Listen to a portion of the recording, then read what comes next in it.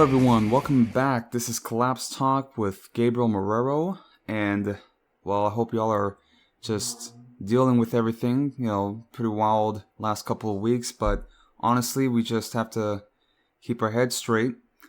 But, as we say on this show, prepare for the worst, expect the worst. Well, I don't know if we say that, but that's just something that I kind of live by now. Don't let anything surprise you, really. So, I figured I'd record today. It's the 21st, so first day of fall, and it's a dreary day. It's a kind of a wet day. Some rain and some pretty heavy cloud cover, pretty gray. It feels like it's later in the afternoon, but it's only like 3 o'clock. So, which is pretty welcome, honestly.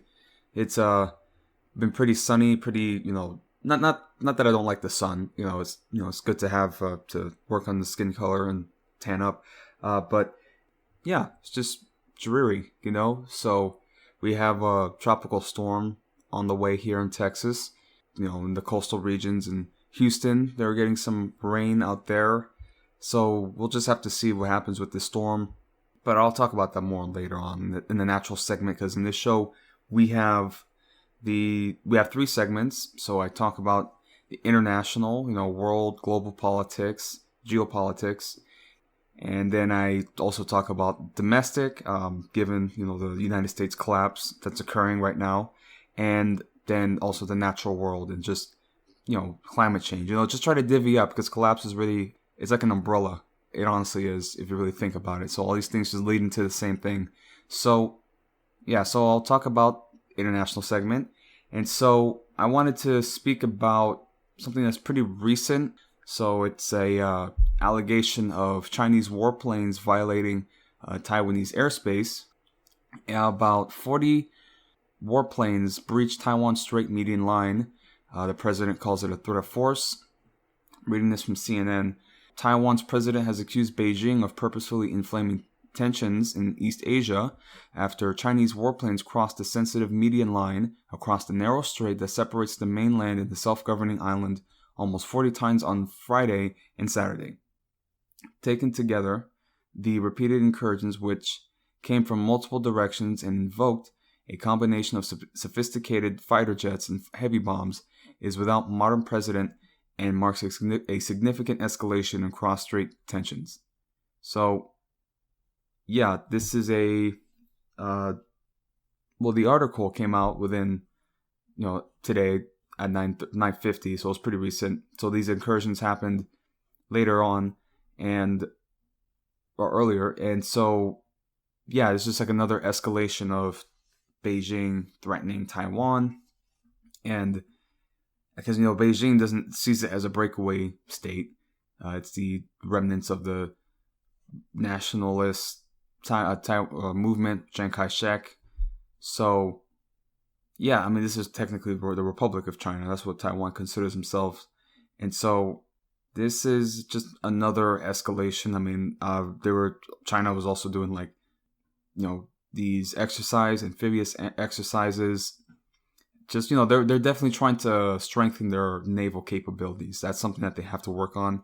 They made their first aircraft carrier like 10 years ago, so it's something, as a land army, it's something to contend with, but it's not necessarily a threat until they start becoming a serious naval power, and they certainly have the potential to become one.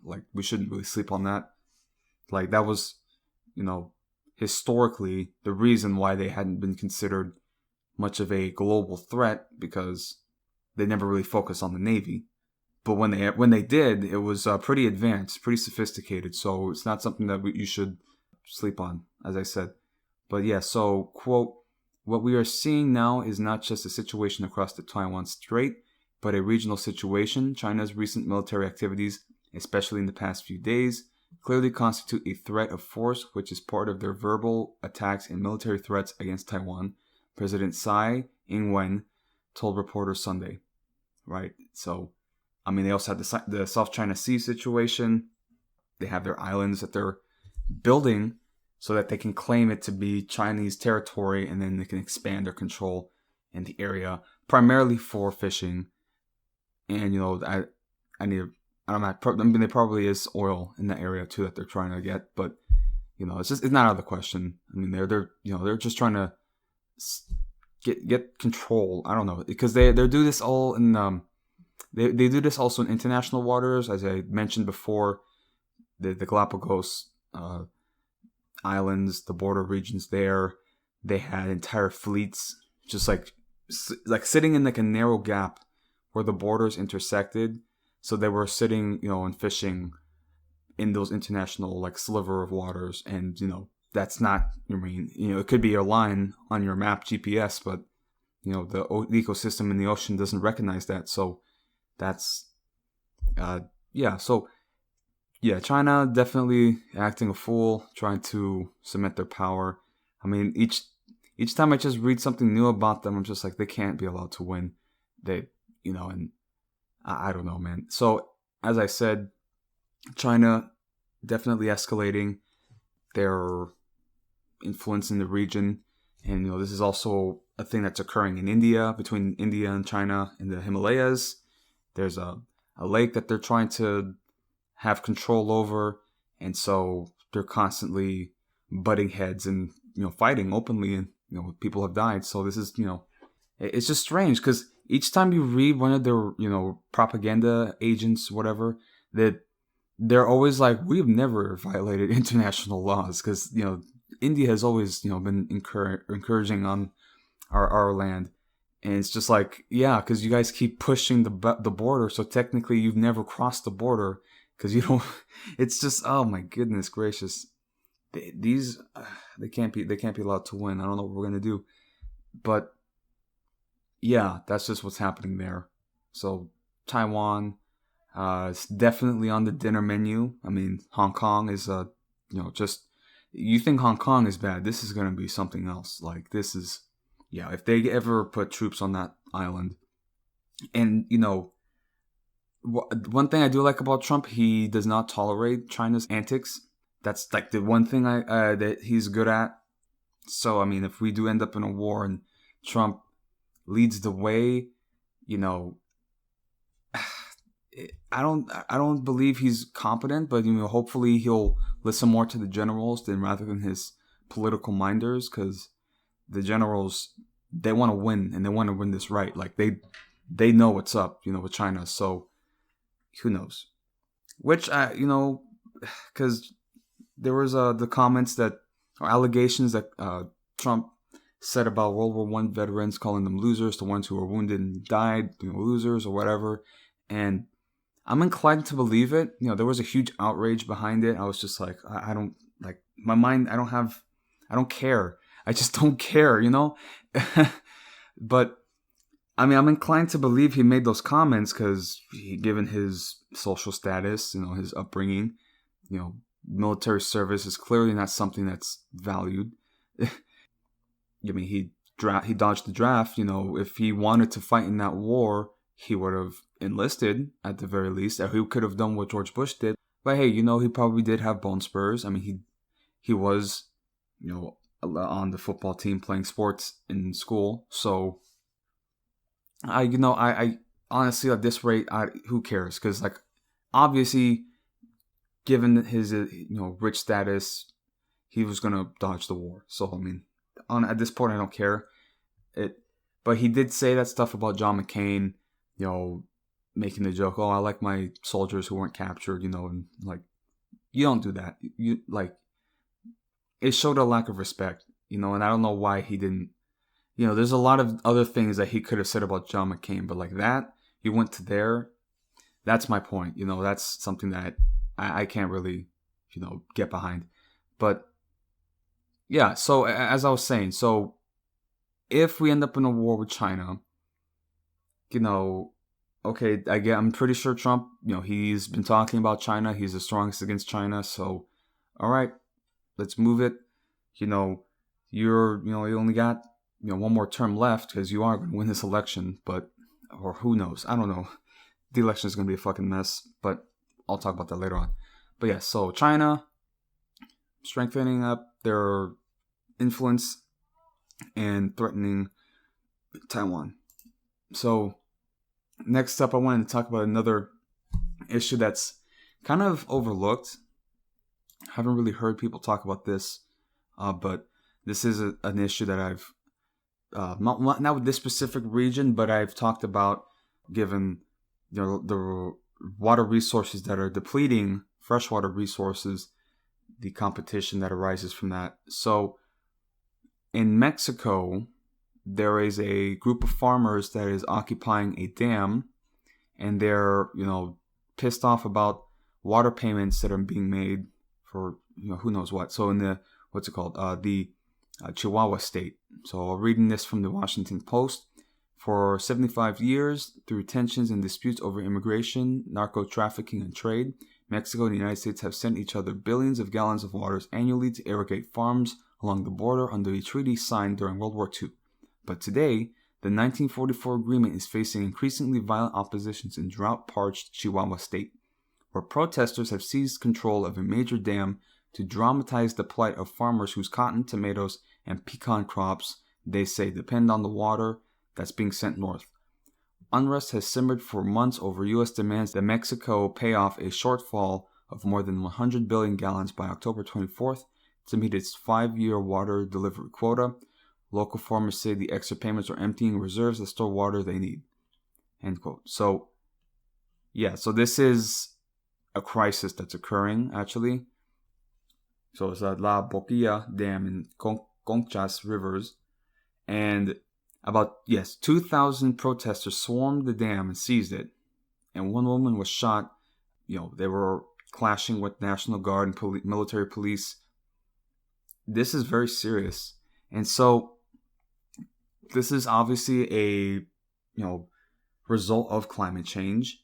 Now that, they're probably, the area is becoming drier and hotter. And so the water resources, the dam is being depleted. And they still have to meet the quotas for the United States. And it's the water. We're depleting our own water. Soon enough, states are going to be fighting each other over city, water in California, especially. Jesus. So, this is just another water war or confrontation that's gonna break out. Especially given that this is, the farmers, the peasants that are using this for their crops. Cotton, tomato, pecan crops. So it's going to affect Mexican economic activity, and certainly strengthen narco activity. Who knows? Mexico is in a tight spot, really. And I've been thinking about Mexico and these sicarios, the narcos, and that's going to be a serious problem, because if the United States collapses, well, then Mexico is not that far behind. I don't know exactly what the Mexican government, but if the rule of law breaks down within the United States, and that's certainly an opportunity for the cartels to strengthen, and so at least in Texas, we already got our own militias patrolling that region, so they'll deal with that. I think that's why I'm liking Texas a lot more, because they're not going to put up with that shit. They're not going to put up with narcos coming in here and terrorizing us. They're just not. So we'll just have to see how it all plays out. But as I said, this is more focused on the water payments, and just the depletion of resources, and how this is going to affect the locals within Mexico. I'm sure this is not the only area that's facing water problems in Mexico, but this is just something interesting. And so, as I said, this is an agreement from 1944, and so it's going to be another. I don't see the United States and Mexico having a falling out dramatically. If they can deal with Trump, who knows what else they can deal with. But I don't know what could happen if Mexico or if the United States gets into a civil war situation. What is Mexico going to see, and what could they possibly do? Because we have a whole swath of land that we took from them, and if there's a nationalist segment within Mexico, that wants to restore those borders. Who knows? I mean, there's a movement actually of, I would say Mexican, maybe Chicano, or just a movement within the United States of Mexican descent Americans who want to restore Aztlan, as they call it. So that's a real thing. Who knows what that is, going to occur. I mean, it's just something that it's just there. It's just something that's happening. So it's a lot to consider. But yeah, so Mexican farmers and facing drought, certainly an effect of climate change, and this is going to be more of a problem in the future, not just in Mexico, just around the world. You're going to see similar stories of countries coming into conflict. I mean, notably Egypt and Sudan. No, Egypt, yes, the Sudan is involved as well, but Egypt and Ethiopia, and the dam there. There's a dam along the Nile River that Egypt uses. So it's just, yeah, it's a lot to consider. It's a lot. I mean, Egyptian forces are training in like mountain and jungle warfare, like specifically if they have to deal with Ethiopia. It's crazy. So yeah, so we'll move on there. So I also wanted to speak on just a recent development with North Korea, really more having to deal with the North Koreans and our banking system. And as we all know, our banking system is, they're upstanding citizens, and obviously something I'm joking, obviously. It's just they're going to make shortcuts and they're going to do dirty dealings. They're just banks. They like money. So reading this from NBC, a trove of confidential bank documents reviewed by NBC News offers a rare glimpse into how North Korea and other rogue actors move illicit cash across borders despite international sanctions designed to block Pyongyang's access to global financial system. The suspected laundering by North Korea-linked organizations amounted to more than $174.8 million over a period of several years, with transactions cleared through U.S. banks, including J.P. Morgan and the Bank of New York Mellon. According to the documents cover a period mainly from 2008 to 2017, during which both the Obama and Trump administrations steadily tightened sanctions against North Korea to try to prevent the regime from building up its nuclear weapons and ballistic arsenal. Yeah, this appears to be something that they've, once the sanctions were placed on North Korea, they had to use other ways to get their money, circulate it. They're banks. I mean, they're there's been so many banks that have links to terrorist organizations, and the sicarios and narcos certainly have money. African warlords. I mean, it's insane, and because they're not going to turn down money. If a fucking warlord comes to you with money, you're not going to ask any questions. I mean, it's not him. It's not the warlord directly. It's usually like an associate of some kind. So, it's money laundering. So it comes through another, like a shell company, right? It just is another way. The bank isn't going to ask. The bank's not going to ask any questions. Just, yeah, all right. Yeah, it's, I'm not surprised by this at all. But, it's just something interesting that came up. Just another, everything is so exposed now because everything is being exposed, and then you realize that this is just the way it's been. Oh my God, it's just. So yeah, we have laundering, North Korean laundering, criminals, drug lords as well, laundering in our banking systems. I mean, it is what it is. At this point, they're just going to continue accepting money. Like, yes, I will, because it benefits them. They're just like, yes, I will hold this. Thank you for your business, sir. So that's that. That's what's happening there. Right. So I also wanted to talk about what I had explained in an earlier episode with Navalny. So Navalny, he had some tea during a flight, and he was poisoned. Novichok. So he was in a coma, medically induced coma, but now he's recovered and he's steadily, getting his bearings. He seems like he really got it bad. It's a good thing they didn't do polonium. That's a little more, that's like radioactive. But yeah, so this was something that he was dealing with, and now he's going to get some physical therapy and other things. But that's the poison. I mean, is something I don't know how that is like being poisoned. That's probably just that's gotta suck, because apparently he was like having seizures and like groaning. Like, I mean, yeah, just imagine you're just like you feel like you're burning inside, like there's a fire going on in your heart or something. That must be, jeez. So yeah, so it's Novichok, and the Russian government, Putin's government, they've sent him his best wishes. Imagine getting poisoned, and then the Russian government sends you flowers. Get well from Putin, my friend.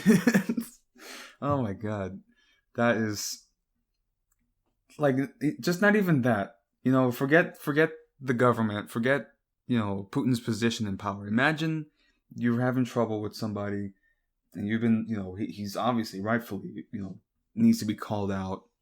And, suddenly, you're going about your day, and then you're drinking your tea, you're poisoned, you pass out, you wake up, and then you get a note from the guy you've been calling out, and he's just like, I'm sorry this happened to you. Best wishes, thoughts and prayers. Just like, oh my God. Like, so, yeah, that's Navalny. So thankfully he's doing well. I don't know. I think the reason they didn't go with polonium, maybe with Novichok, so it may have not been a lethal dosage, but at least enough to, get him sick, send a message, right? Because if something happened to him and actually he died, I don't know what would have happened with the population, with the Russian people, because they are certainly, they don't really cover it, but there are like mass protests, and people, especially younger people, that don't really like what they're seeing or what they're dealing with, the conditions they're in. So, and we'll just have to see, especially with this COVID outbreak. I mean, Russia, they got hit pretty hard, honestly. So, we'll have to see what's happening there. But it's not going to be like in Belarus. I mean, because like in Belarus, I think they're being the police and the military are being very tame. Thankfully, because the protesters are very passive, or I shouldn't say they're not passive. They have their moments, certainly. But in Russia, like, they're not going to accept like a mass protest movement. Like, the military won't allow it, or the police. Who knows? Just not even the police. Like because in Russia, it's such. I don't know what the sex ratio is in Russia. I would imagine, given the past, last 70 years with the war, that the male population has slowly been resurging. So who knows what effect that has had.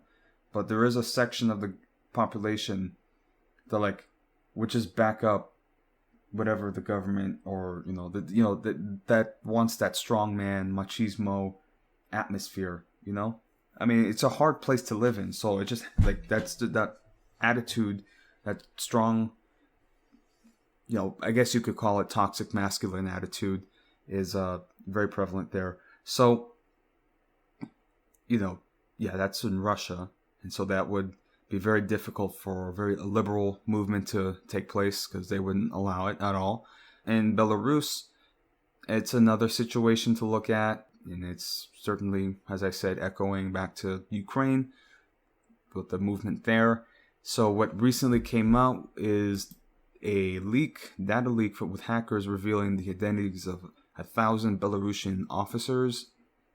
So anonymous hackers leaked the personal data of 1,000 Belarusian police officers in retaliation for a crackdown on street demonstrations against veteran President Alexander Lukashenko as protesters stage another mass rally.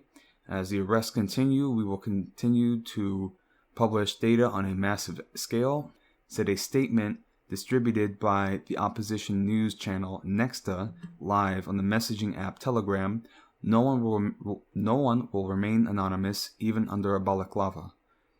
The government said it would find and punish those responsible for leaking the data, which was widely distributed on Saturday evening. Tens of thousands of opposition supporters marched in the Belarusian capital Minsk on Sunday, despite authorities deploying a heavy police presence. The protest came a day after police officers detained hundreds of demonstrators at a women's march in the city.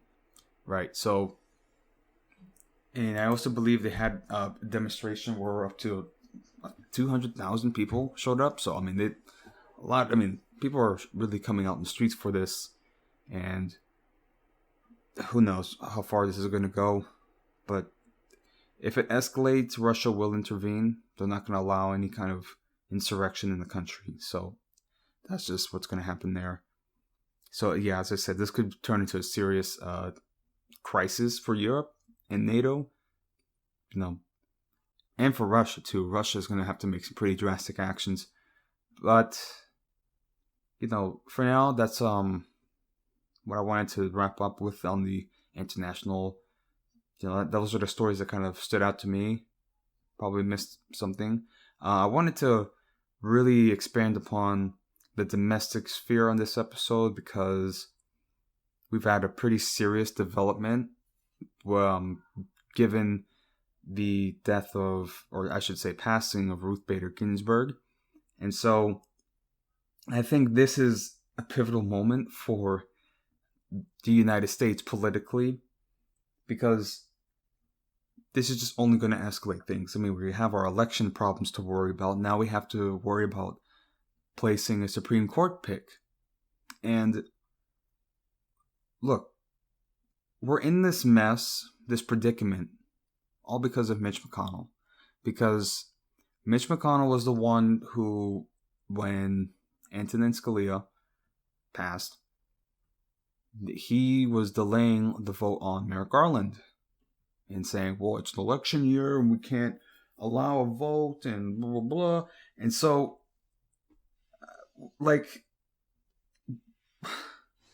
so this guy, he has done more damage to this republic than any terrorist could dream of. Because by setting that precedent, now we're in this mess where, based on his, standards that he set in place, there should be a vote after the election. So, and in fact, I guess he made a statement earlier. He spoke on the floor. I didn't see that just yet. But, he's a slimy hypocrite, honestly. I don't know what went wrong in his upbringing. When I see these type of people, I don't know what exactly went wrong with their life to bring them to this point where they're in this position. Okay, what went wrong? I don't know. So now we're in this mess because he started this with the whole, well, it's an election year, so we can't appoint Supreme Court pick, and also I'm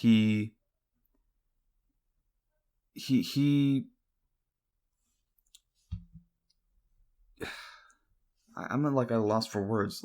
I don't know what to say. Because, we have the Democrats now saying, oh, we should wait until the election. We should wait till after the election to do it. And now the Republicans are all up in arms saying, no, we have to do the Supreme Court pick now. So now they're reversing it. And these guys, they have the memory of a goldfish, honestly.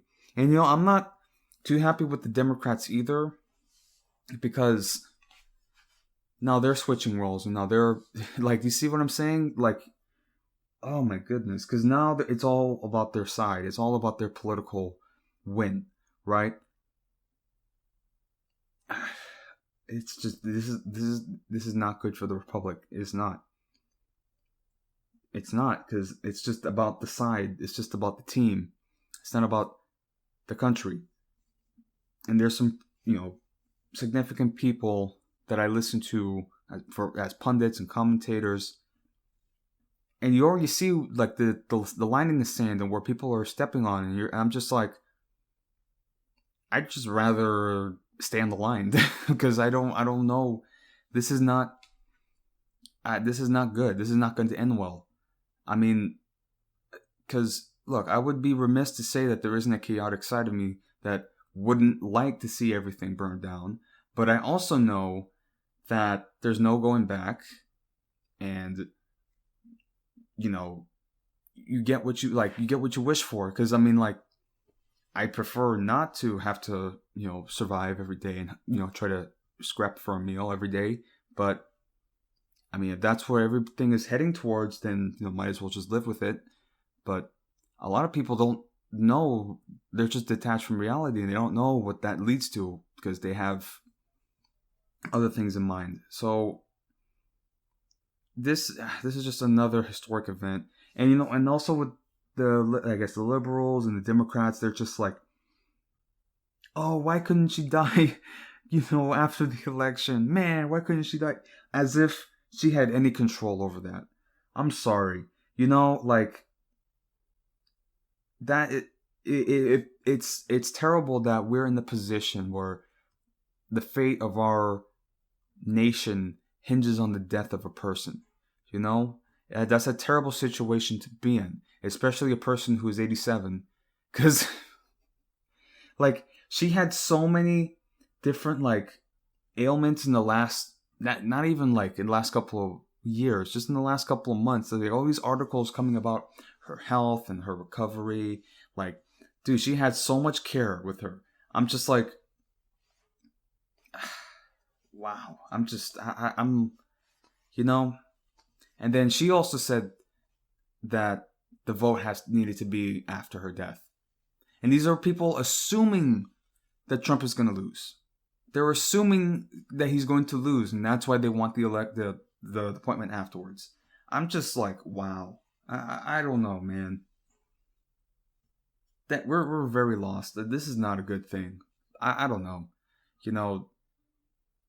Because I'm just trying to sit and just watch this like, as if I wasn't an American, as if I wasn't an American. If I was somebody who's outside, who's just really knowledgeable about this, just looking like, what is going on? But yeah, so the notorious RBG, she's gone. Rest in peace. And honestly, though, this is, as I said, at this moment in my life, I kind of just like learn to laugh at things now. So when I see people online just like, no, I'm just like, yes. I mean, not for the passing of RBG, but just like, oh, okay, I don't know. It's not that I enjoy people in despair, but it's just a realization that, yeah, things are bad. Like, this is not going to end well. Like, get with the program. Like, there's a lot of people who are just who don't understand it. So they just need that wake-up call. I don't know. It might be like a controversial thing to say, but just, these things happen. These things happen. The fact that we're going to have a politicized Supreme Court, that's not good. It's not healthy for the functioning of our republic. And this partisanship is just it's not going to end well. I'm sorry. And, it's not to say that, they can't appoint somebody in the Supreme Court who appears to be conservative, but then might make a decision in court that could be, they might actually defend Roe v. Wade. I mean, who knows? Everybody thinks that's at stake, and it very well could be.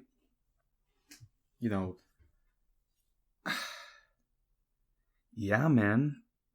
So the one argument they had about Joe Biden is completely kaput. It's completely kaput. That's what everybody was saying. Oh, well, you're making a pick for the Supreme Court. Yeah, because she's going to die.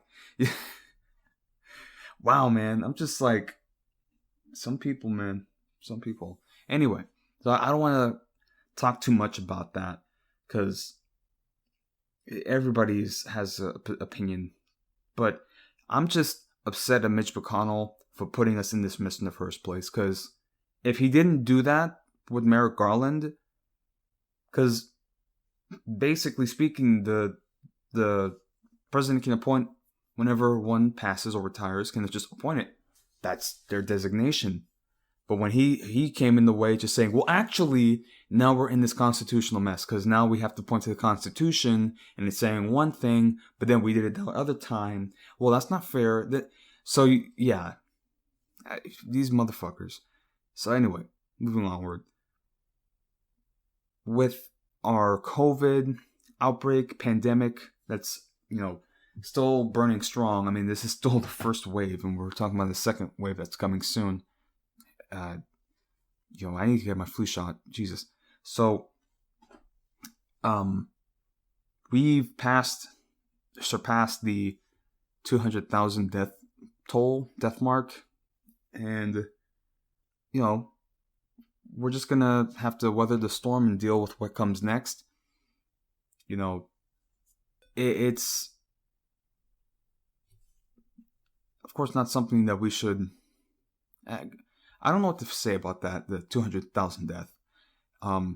It's unacceptable in my mind because it's still gonna rise. I mean, we don't know what this is gonna end at.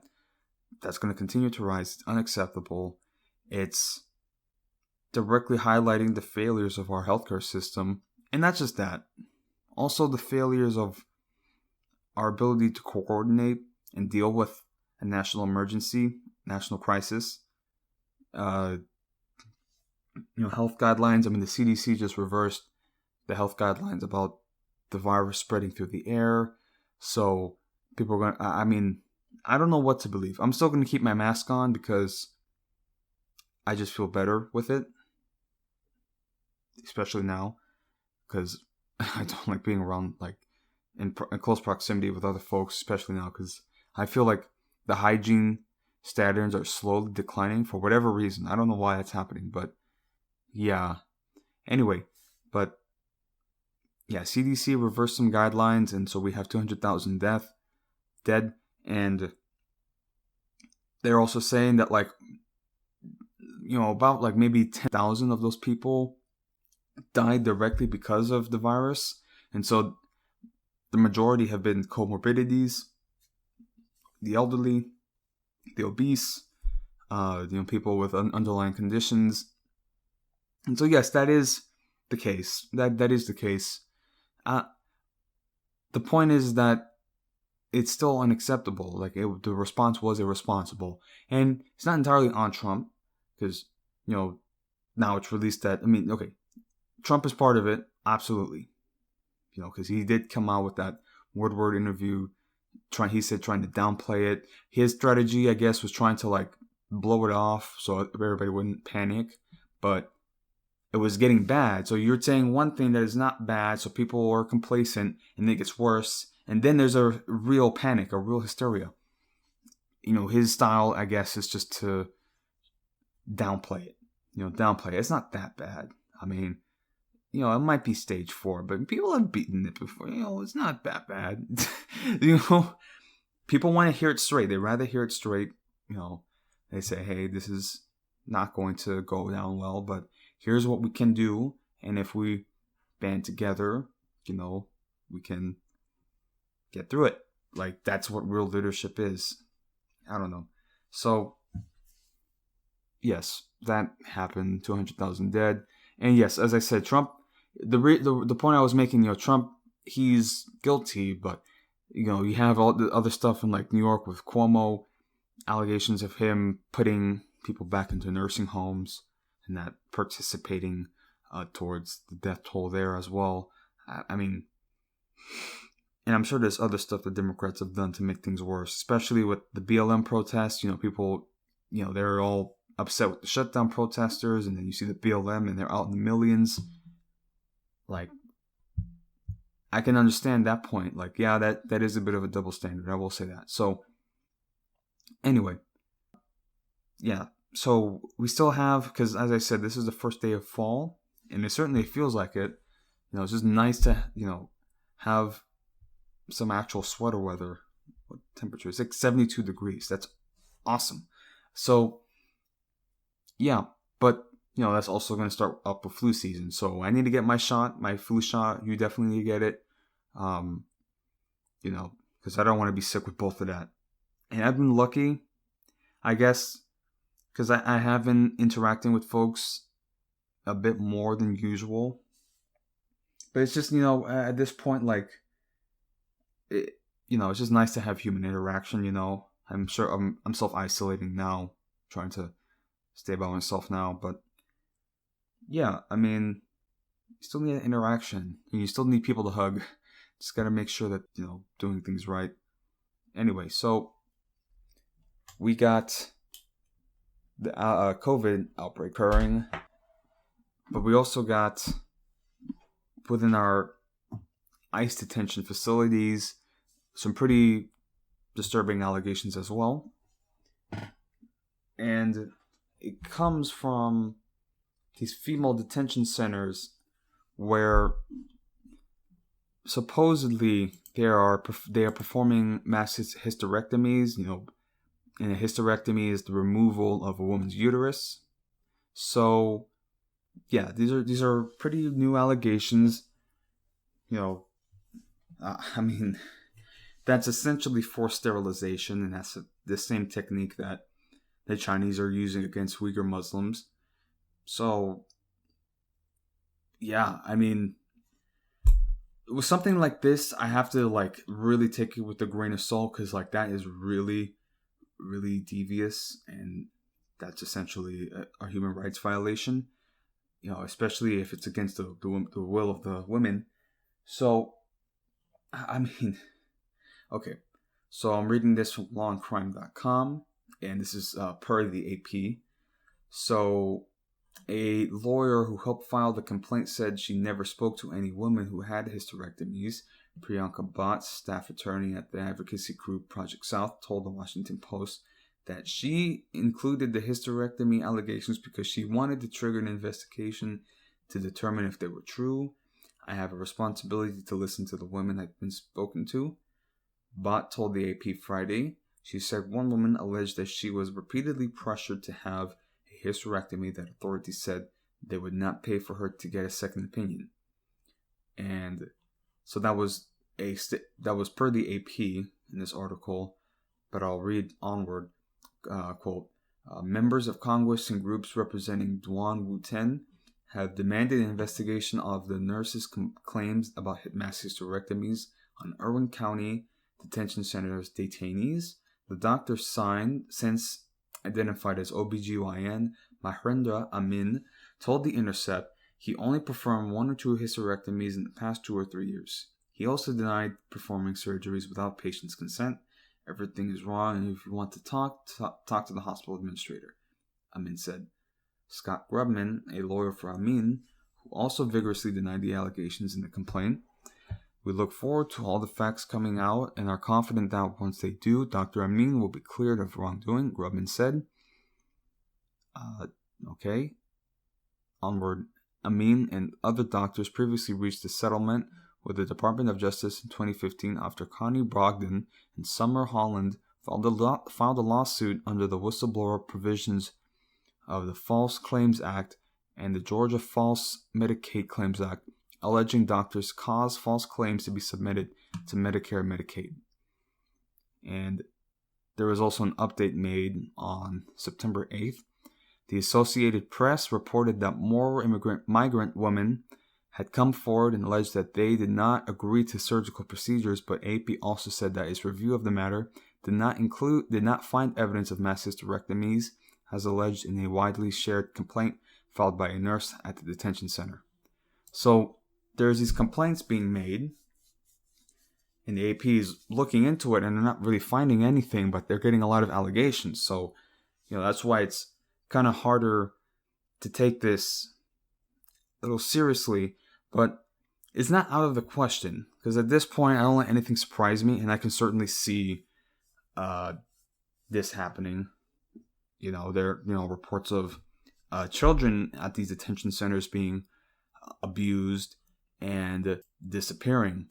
So certainly having to do with human trafficking, sex trafficking, all that stuff. But the people who are in these centers, detention centers, probably aren't the most well-adjusted, and probably like having that power dynamic of, I mean, I don't know.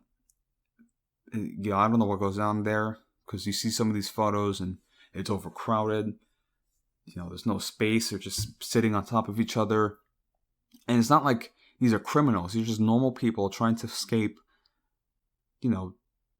actual criminals, narcos and sicarios, and it's just crazy stuff. So, yeah.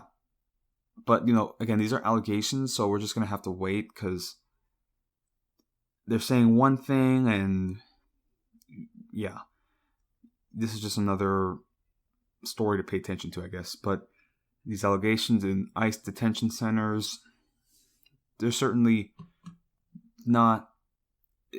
Look, once this all is done and the truth comes out, there's going to be a lot of stuff that people are going to realize was... because I don't think it's a Holocaust. I don't think that's the case. But,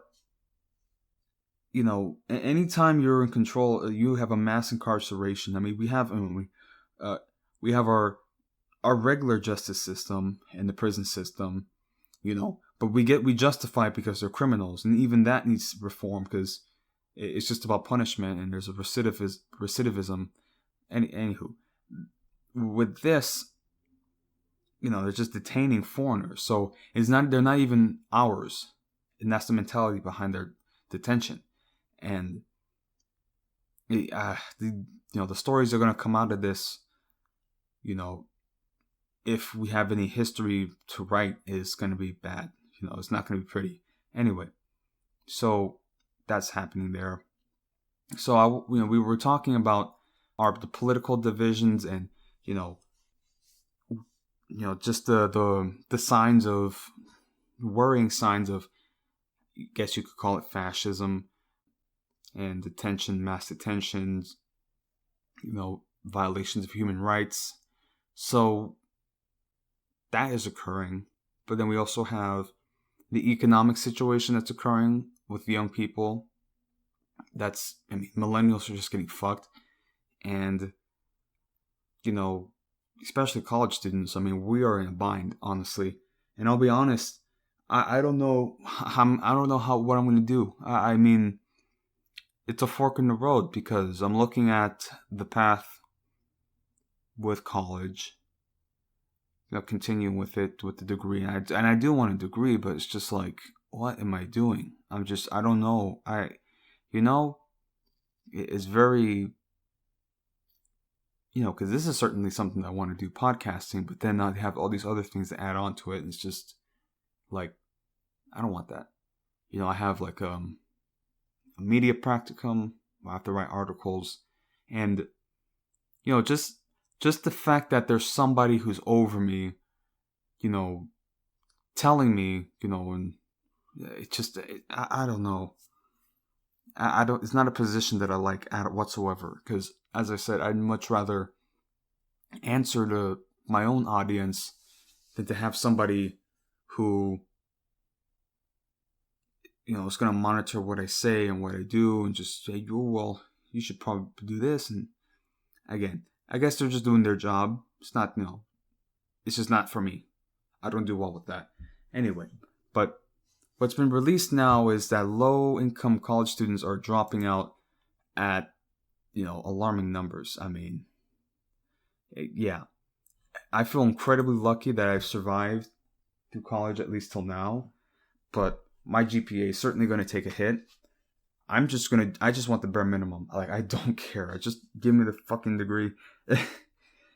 Either way, I'm fucked, because I look at the job prospects, especially with journalism, and you got to play ball. That's the thing. You got to play ball so you can get some position at BuzzFeed, or have some internship with Vice. I don't know, man. And you got to play ball, especially with the culture war stuff now. You think it's bad? I still have another year to go with my plan if I can pull it off this semester.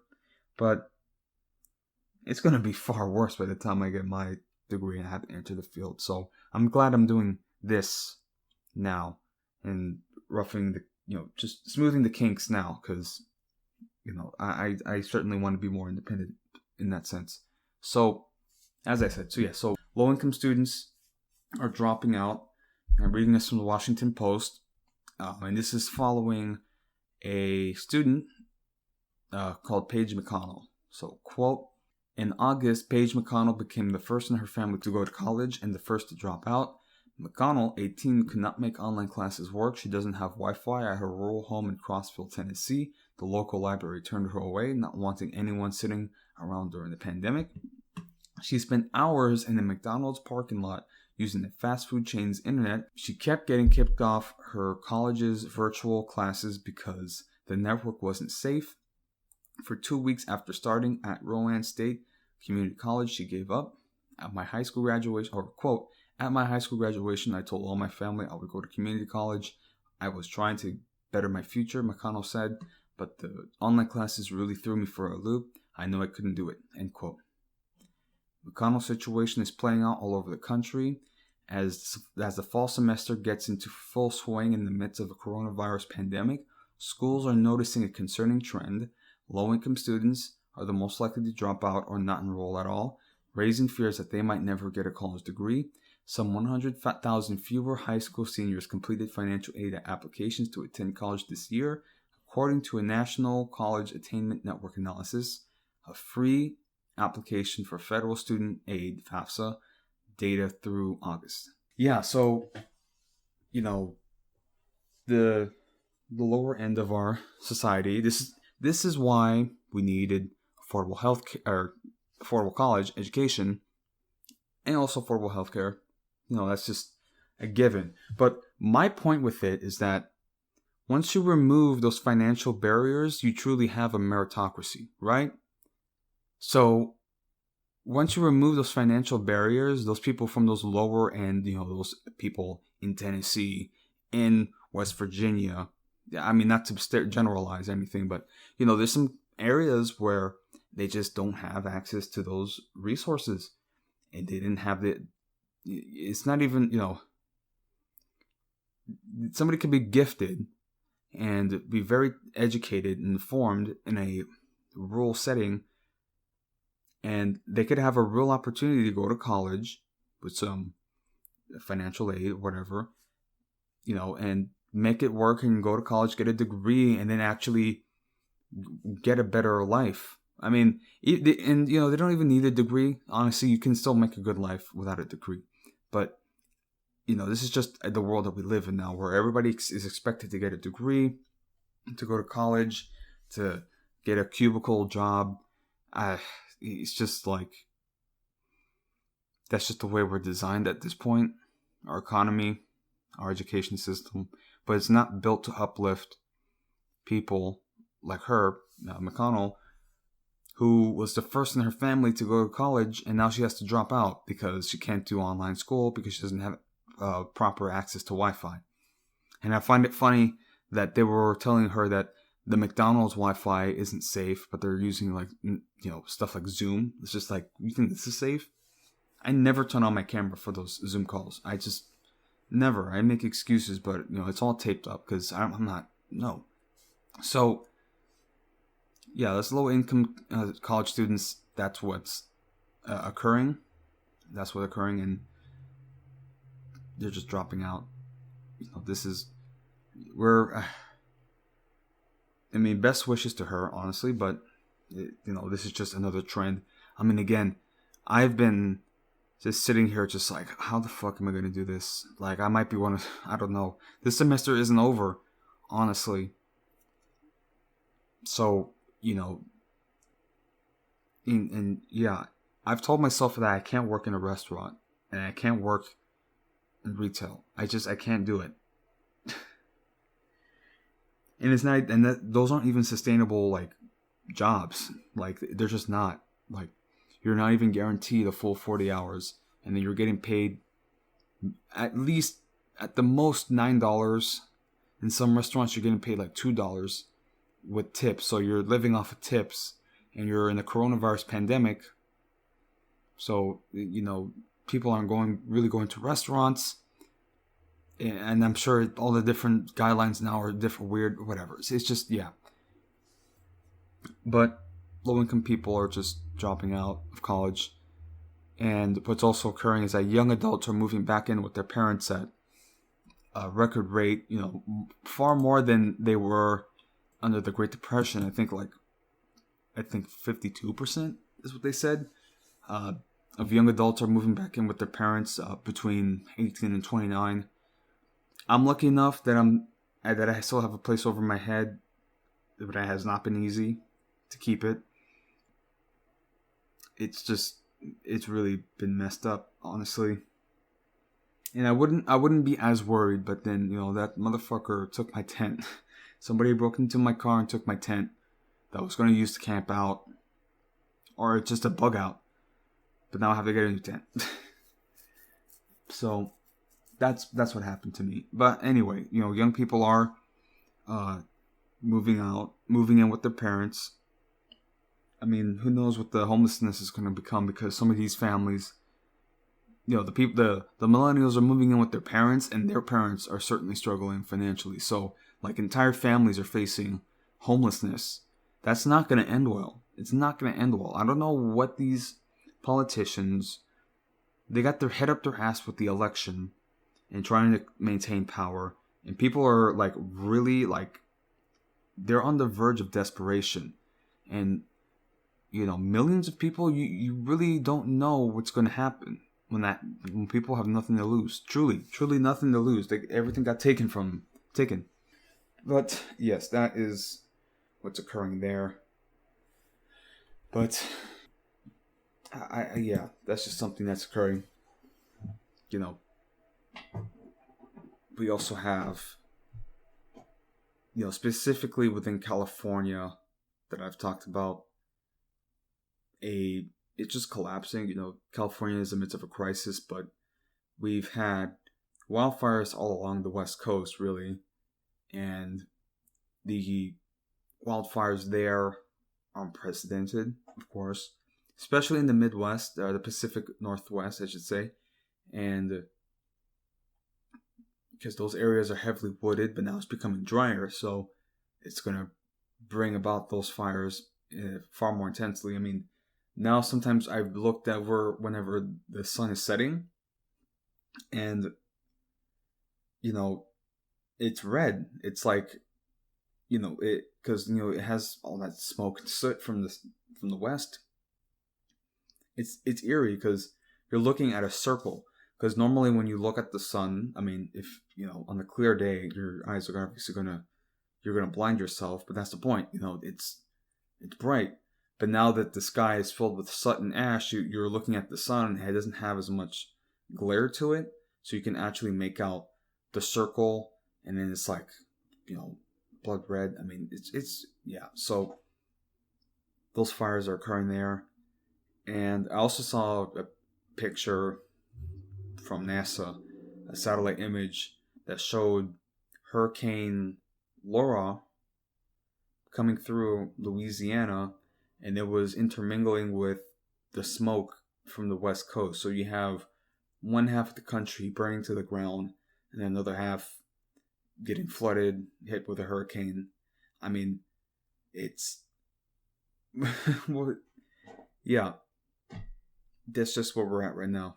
So I think God is really fuck this place in particular. But this is happening all over the place. Actually, this is all over the world. So we're nothing special. So yeah, as I've mentioned, we've talked about the California farming, or I should say, we've talked about the wildfires burning to the ground, and I've also talked about California in terms of the water resources and the water competitions. I mean, Northern California and all these other smaller counties having to contend with Los Angeles. I mean, the more I look at it, I'm just like, what is going wrong with California? Truly, it's a trap. it's like you're in it and then you're stuck. Like, fuck, I'm stuck in California. Like, what? So another aspect that I talked about, as I said, with California water resource competitions is a development with farming, right? And in California is like our breadbasket, really. That's historically why it's, huge. I mean, we get our wine from there. We get all sorts of vegetables and crops from there, California. And so a writer, activist, food activist, named Tom Philpott, he is mentioning, or he's trying to bring to light a, doomsday prophecy about farming in America, specifically in California. So this is really going to be a crisis. As I've mentioned before, certainly having to do with climate change and such. So I'm reading this from civileats.com. Quote, Tom Philpott is dogged in his pursuit of the truth about America's farms. In addition to spending several years working on a small organic farm in North Carolina, Philpott has been tracking the companies and other forces shaping the agricultural industry and their impact on the environment for a decade and a half.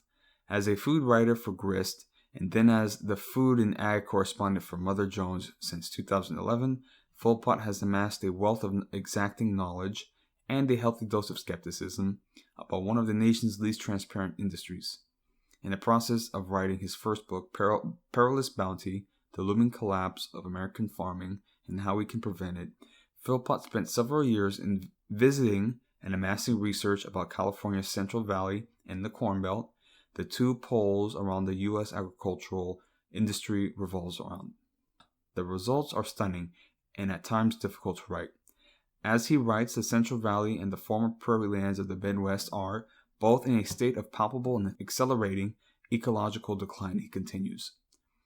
At the moment, the effects are mostly felt by the workers who make the farms grow and feedlots hum, and who are subjected to increasingly tough conditions. In addition to the baseline rigors of their job, they endure foul water, putrid air, and the decay of public services that accompany a declining population. But while their plight is easy for Americans to ignore, there's something else afoot in these regions that will affect every U.S. resident who eats. To grow our food, I argue in this book, the agribusiness interests that dominate the Central Valley and the Corn Belt are also actively consuming the ecological foundations that support agriculture itself. Civil Eats talked with Philpott about water, soil, his apprehensions about technological fixes in the food system, and the pivotal role of policy when it comes to reversing the course of environmental destruction in farm country. End quote. Right.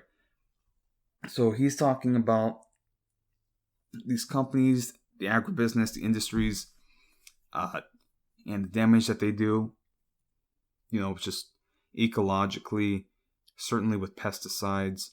I mean, a lot of these farms, it just completely messes the ecosystem because it's unnatural. It's all planned and it's not supposed to be there. So a lot of, farm animals go out, or I shouldn't say farm animals, a lot of these wild animals like deer, or they just go out, and these lands that they've used as pastures in the past are gone because there's just corn everywhere. They can't eat corn.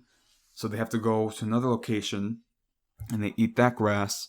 And there may have been another herd of, say, antelope or bison. Well, now they can't use those pastures, so it just throws everything out of loop.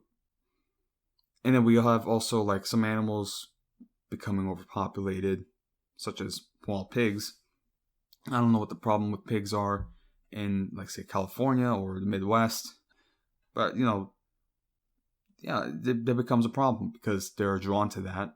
And so that's also going to affect the ecosystem in ways that have unforeseen consequences. I mean, that's just the problem with our, mass planned agribusiness. The farmers, the age, of farmers, increases. And so that means that, the new generation isn't learning to farm. That's why I've tried to push gardening for people to do in their yards, but they're who wants to make their own food when they can just get it at a store, right? Not thinking like, where does this food come from, and this isn't going to last forever.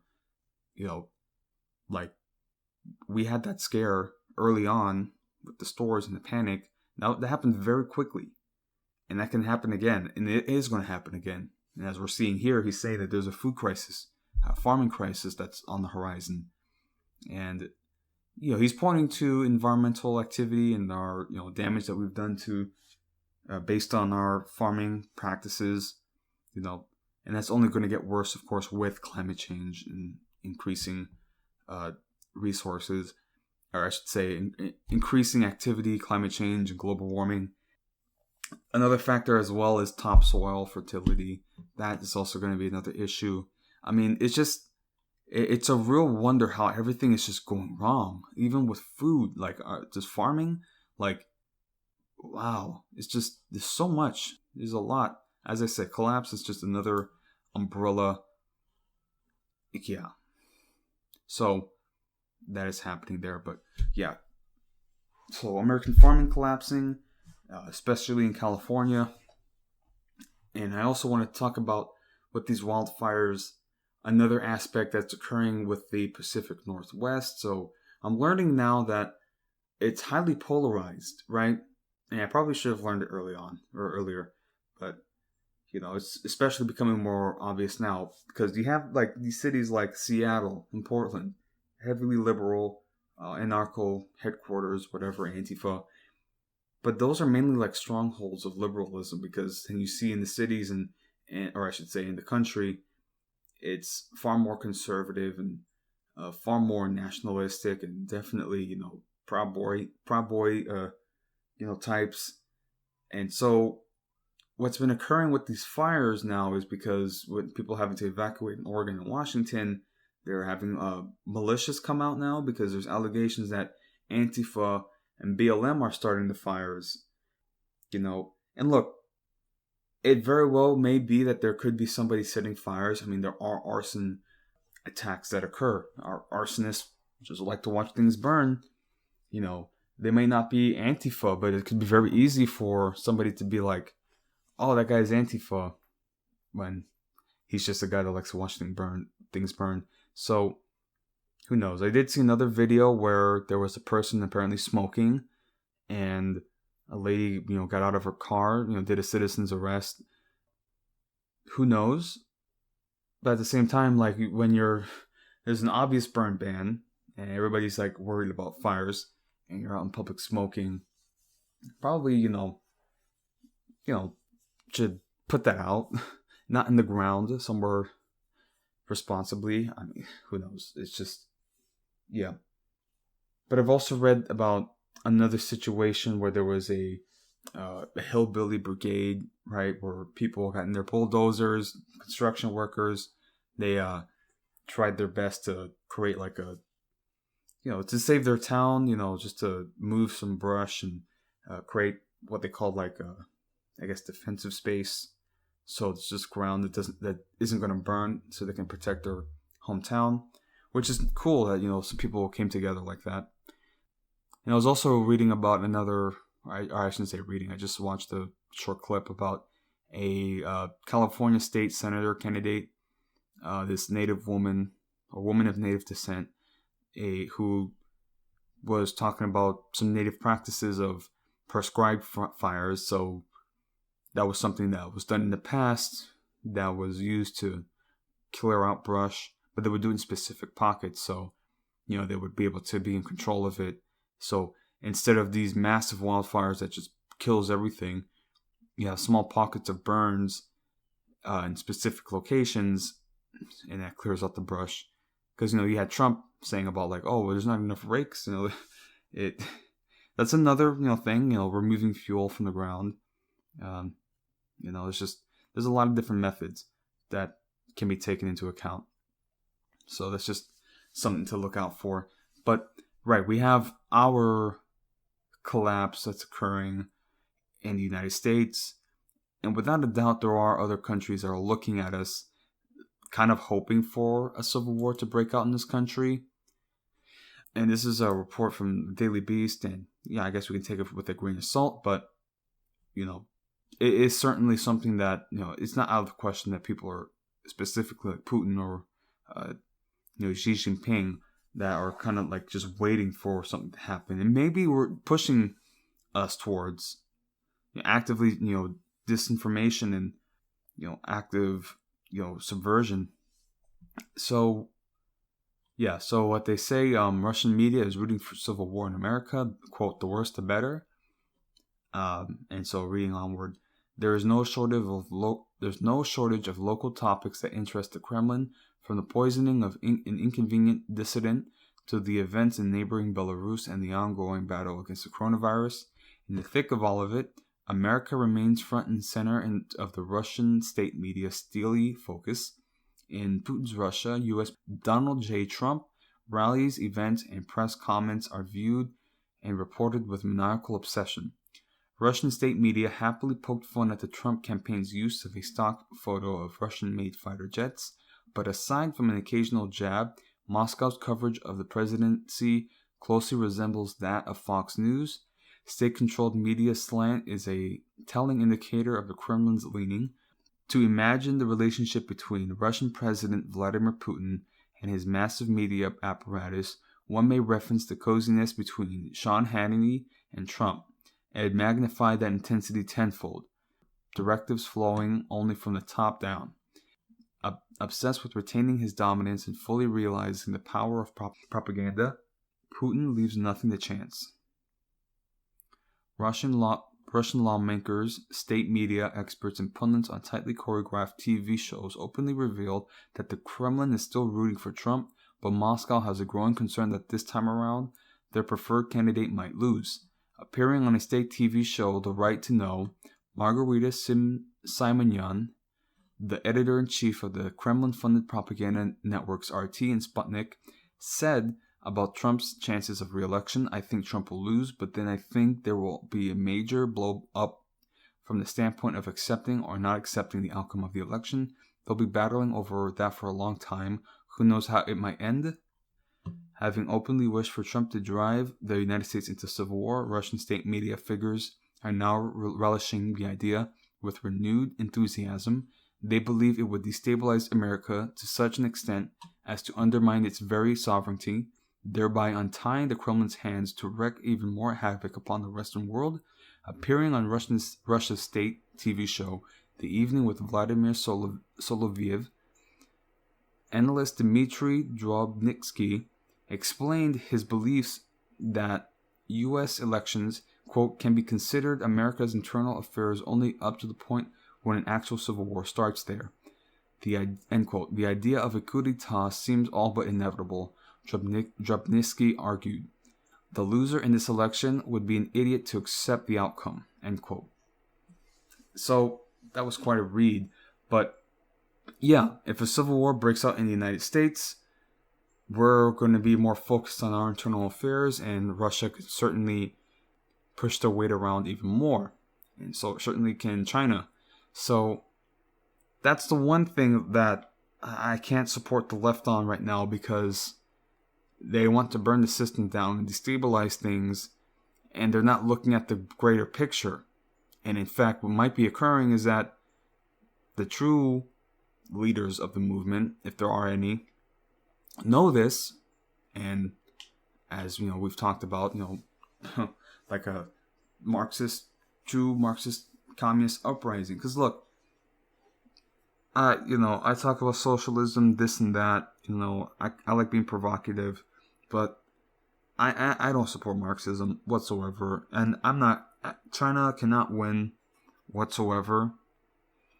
And if a civil war breaks out, that gives them a leg up. So, yeah, because I talked to some people, and I'm very concerned about them, because, like, there are some people that I know on the left who are seething at the mouth for blood, and it's like, what is up with, like, I don't actually want to guillotine people, Like, I put that out there as like a message, like, these guys are crazy. They want to do this, like, for real.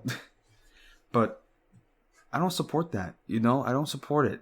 And the ruling class needs to be checked, of course, but they can't purge. You can't purge it. It's just people need to know the responsibilities that they have in their social hierarchy, if you want to say it, right? So if you're somebody who is in a position of wealth, you're in a position of power. So you can either be self-serving or do what you can to create a network that, provides for people. I mean, that's something to consider, but, we're a society that values profit over everything. So when you value profit, of course you're not going to be altruistic. So that's just, it's just greediness. That's what it is. That's always the downfall of a society. Greed and selfishness, right? Entitlement. I mean, people will argue that it's that mentality with healthcare, universal healthcare. That's something else, because it's just unacceptable that we have medical debt like this. It's unacceptable. I'm sorry. Like, having your healthcare tied to your employment, that's just, I don't know why that's a thing, man. I'm sorry. That's just, I mean, okay, I know why it's a thing, but when people rationalize it, I'm just like, you are so full of shit. Like, I can't take you seriously if that's what you're doing, if that's what you're telling me. Anyway, I mean, I'm full of shit, right? But that's just something else, But yeah, so Russian media is definitely, wanting us to go into a war, and we have all this madness that's going on. I mean, we just had actually in Lancaster, Pennsylvania, and this was kind of quiet with the news right now, but there was rioting and protesting in Lancaster, Pennsylvania. There was a shooting of a black man, and they're saying that he was armed with a knife. Whether he was charging the police or holding it, I don't know, but at this rate, like, if you're somebody who's going to be dealing with the police, you have a weapon on you, just throw it to the ground. Like,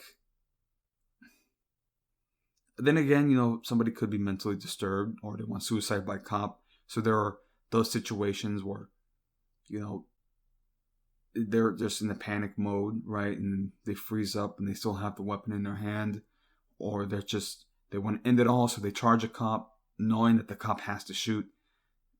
So anyway, it's definitely a mental health issue that we need to look at. But I don't know if that was this case, and I don't, yeah. But regardless, it's just this pattern of a police shooting occurring, and it's always a black man. I never see this happening when they wrongfully shoot a white guy. Like, it's a shame now that I'm in a position where I just have to defend white people. Like, wait a minute, like, this is, like, it's ridiculous. It's not. So, but I mean, I don't equate police with white people in that sense, but the police injustice happens to everybody, and it's portrayed as a race thing, and in the past definitely was a race thing, but it was certainly also a class thing. And that's the design of the police in the first place. It's about class suppression. It's being used right now as class suppression. It should be used to, safeguard society and deal with criminals, but hey, that's just another thing entirely. So, yeah, we had Lancaster, Pennsylvania riots because people were upset at the shooting of a black man who had a weapon on him. Those details of whether he was like, I don't know if they have body cam footage of it. I mean, I don't even watch that at this point, body cam footage. It's just too sad. Like, I try not to, I don't like watching videos of people getting shot like that, it's cool, or getting shot at all. But I have seen intense combat footage. I don't know why. I can watch combat footage like nothing. Like, it does nothing to me. But moments like it's too intimate. That's what it is. Moments like that where it's just a cop trying to give instructions, and you can hear in his voice that he doesn't want to do this, and he actually wants to work with the guy.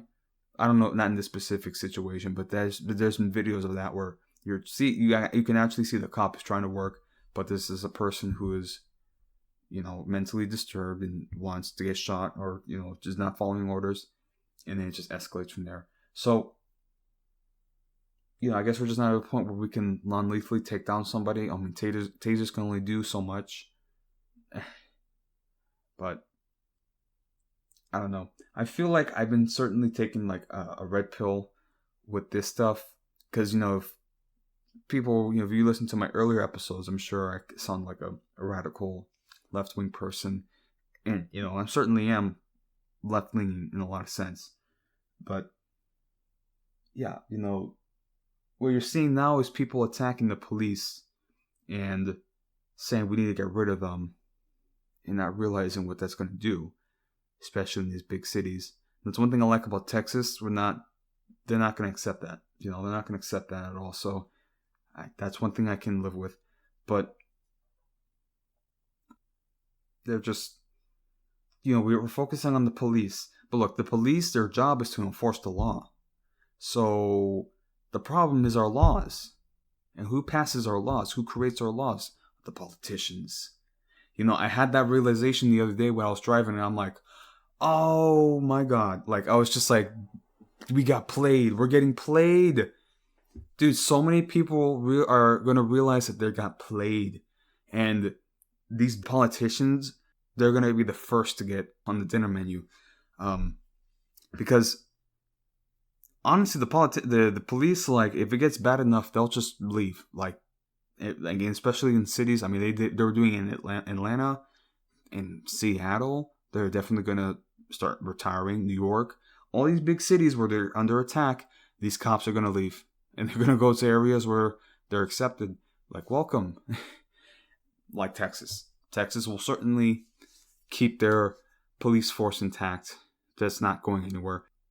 But it's the laws. And our politicians, especially Democratic politicians, they're going to turn around and they're going to place blame on others, I guess. I mean, that's probably just what's easier for them to do.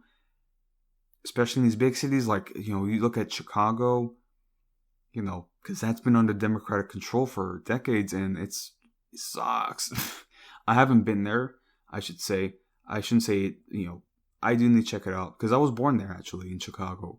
But I'm hearing all these stories from Chicago native people, and I'm just like, I don't know how I would have grown up there. I would have been a completely different person if I had grown up in that environment, So anyway, that's the, and also I brought up the Lancaster, Pennsylvania situation because it's just, again, another trend that I'm noticing of these civil disturbances, civil unrest situations occurring in these cities, or small towns, I should say. And that's something that I'm worried about, especially where I'm at, because it could very easily happen here with a shooting. Because we have a college, and people are at the courthouse like almost every weekend now protesting. Either it's BLM, anti-racist stuff, or a counter. It's not that they're at the same time, but I hope it doesn't reach to that point. I think maybe because the locals realize that they're just kids, so it's not worth the time. But at the same time, if the college kids start trying to act a fool in the streets,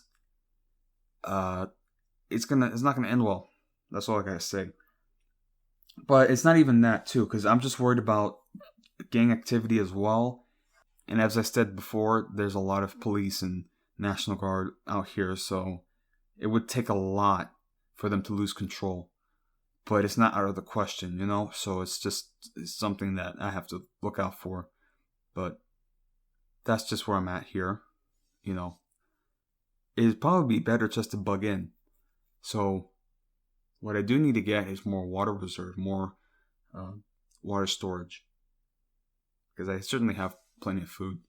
But yeah, that's just something that I have to not look forward to, I should say, but just look out for. But yeah, moving on. So that's our domestic situation. It's pretty keeping a close eye on. But domestically, we're just in a tight spot. But I wanted to talk about I want to talk about the natural the natural world, about the environment, our wildlife. I mean, if you're an environmental science person, you already know it's bad news all the way down. Turtles all the way down. But no, it's just one thing after another. Just like, wow. So what's been released now, the UN has released a report saying that not a single conservation goal has been met, and that in the last 13 years, the wilderness the size of Mexico has been lost worldwide. And so I'm reading this from The Guardian. Researchers say loss of 1.9 million square kilometers of intact ecosystems will have profound implications for biodiversity. Wilderness across the planet is disappearing on a huge scale, according to a new study that found human activities had converted an area the size of Mexico from virtually intact natural landscapes to heavily modified ones in just 13 years. The loss of 1.9 square kilometers of intact ecosystems would have profound implications for the planet's biodiversity, the study's authors said. Using mostly satellite imagery, 17 scientists across 6 countries examined the human footprint across the globe and how it has changed from 2000 to 2013. Almost 20% of the Earth's surface has deteriorated, the study found, while human pressure had eased on only 6% of the planet. Russia, Canada, Brazil, and Australia held the largest intact areas, together responsible for 60% of the world's most untouched places. So, that UN reports, based on satellite imagery, is also finding that, we haven't met a single goal. We've continued to expand, and, it's just going to have implications for, as I said, biodiversity.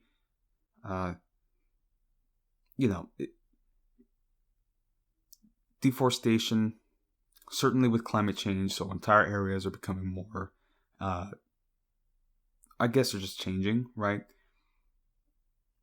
And also, not even just with the environmental effects. I mean, we have our poaching, overfishing, overhunting, pollution, so that has other effects as well. But all these different areas in the world are losing slowly their wildlife and their wilderness, and humans keep expanding. Not even settlements, just our activity. As I said, in Brazil, deforestation. So now there's entire areas that are just dead. This is dead land, death, dead trees everywhere. It's terrible, but that's what's happening there. But we have that to look out for.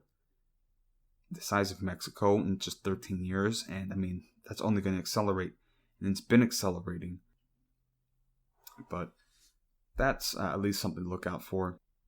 But as I said, also there are still areas that are completely untouched from human activity in Russia, Brazil, Canada, mainly because those conditions can't support human life. Human life, industrial, organized. I mean, it just hasn't been touched yet. So, that's at least something to look forward to. Like places that have no human activity are like prized possessions. But unless there's some resource in the ground, like oil or gold, there's nothing really for them to look for. So, I also wanted to talk about, it's kind of related with the U.S., but a update with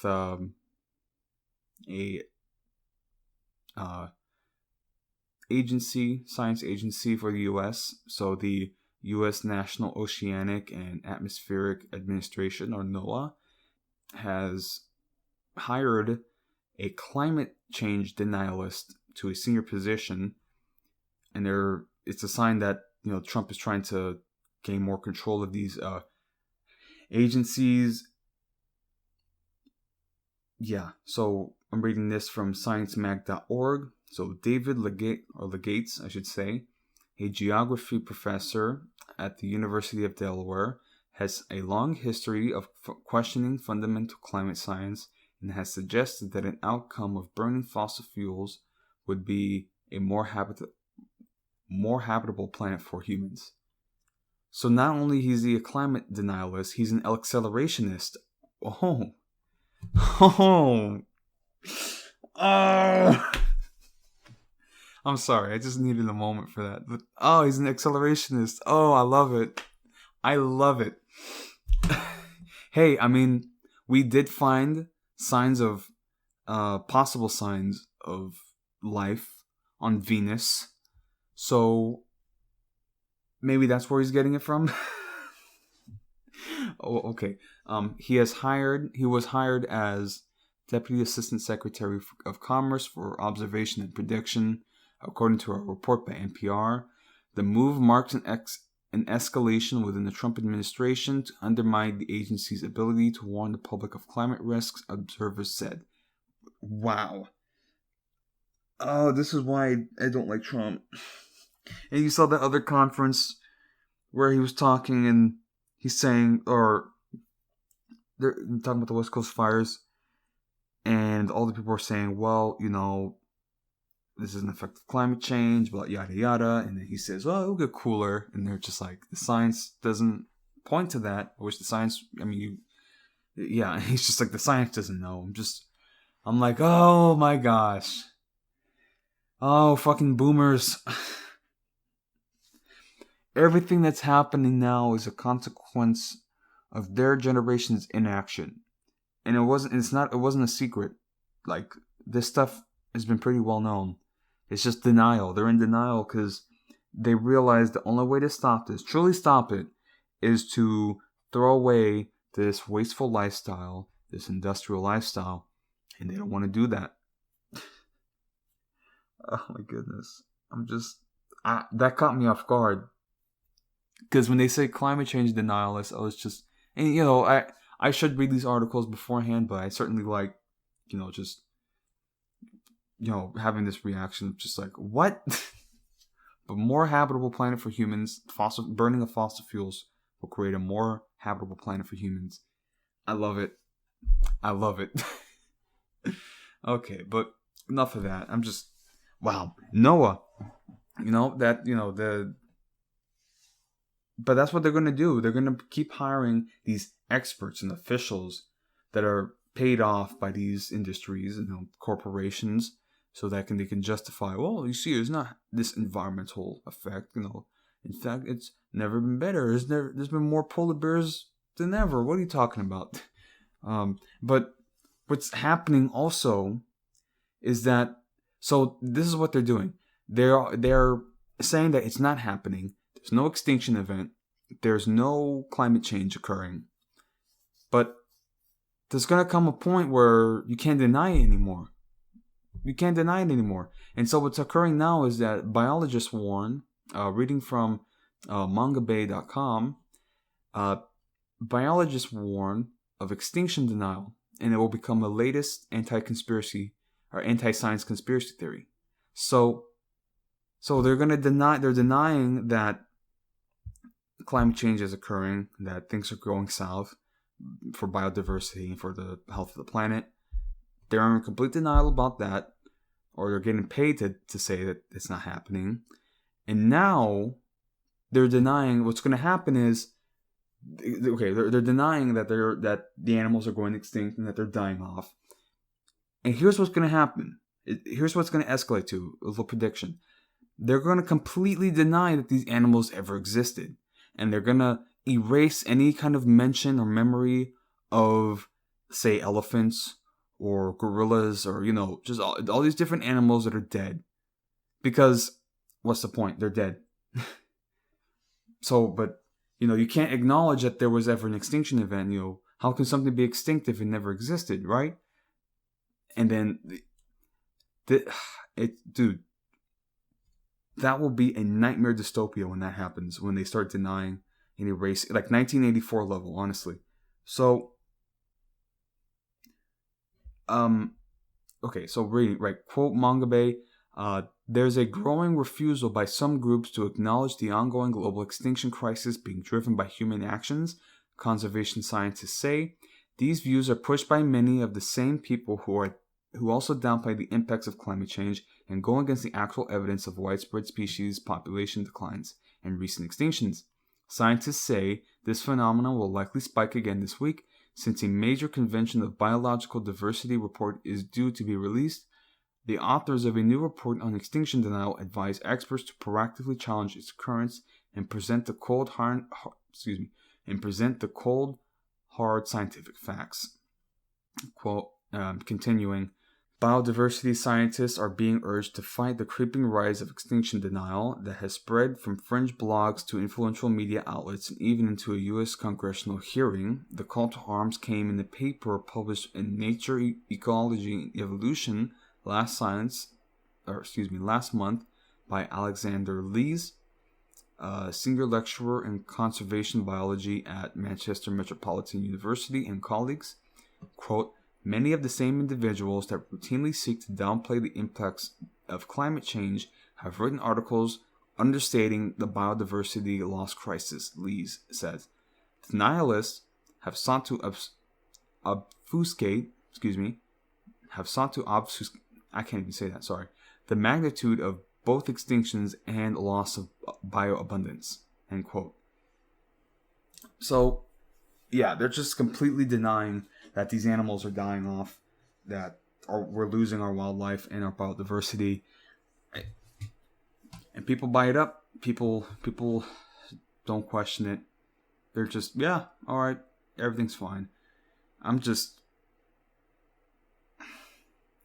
I've learned that I'm incredibly lucky that I've had such a close connection to nature growing up, especially with animals.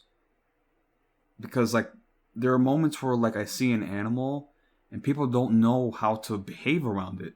Because it's just, like, they never grew up with that. They don't learn the social cues of animals and their body language. Because, honestly, it's not that hard to read an animal. Because they just naturally want you to leave them alone. Like, especially like a dog. Like, people are really afraid of dogs. Like, even like a middle-sized one.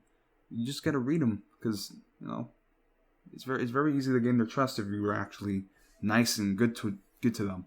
But, you know, that's beside the point. But, you know, stuff like this, because people are denying extinction denial, and now, or they're denying the mass extinction event that's occurring, and as I said, they're going to soon just deny that these animals ever existed, so they just won't teach about it.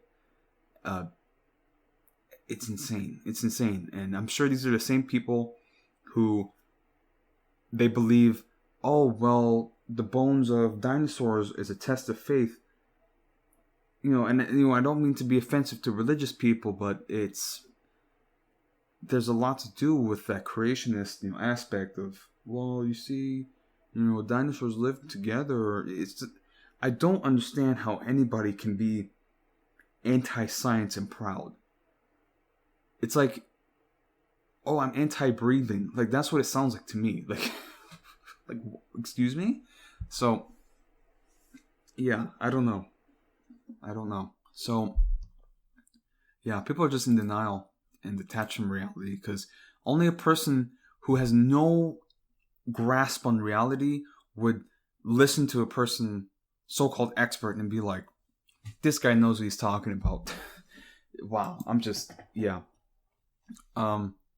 So also wanted to speak about, because, you know, we've said about our wilderness, it's shrinking, and we can also talk about in Europe, you know, a land of ancient forests.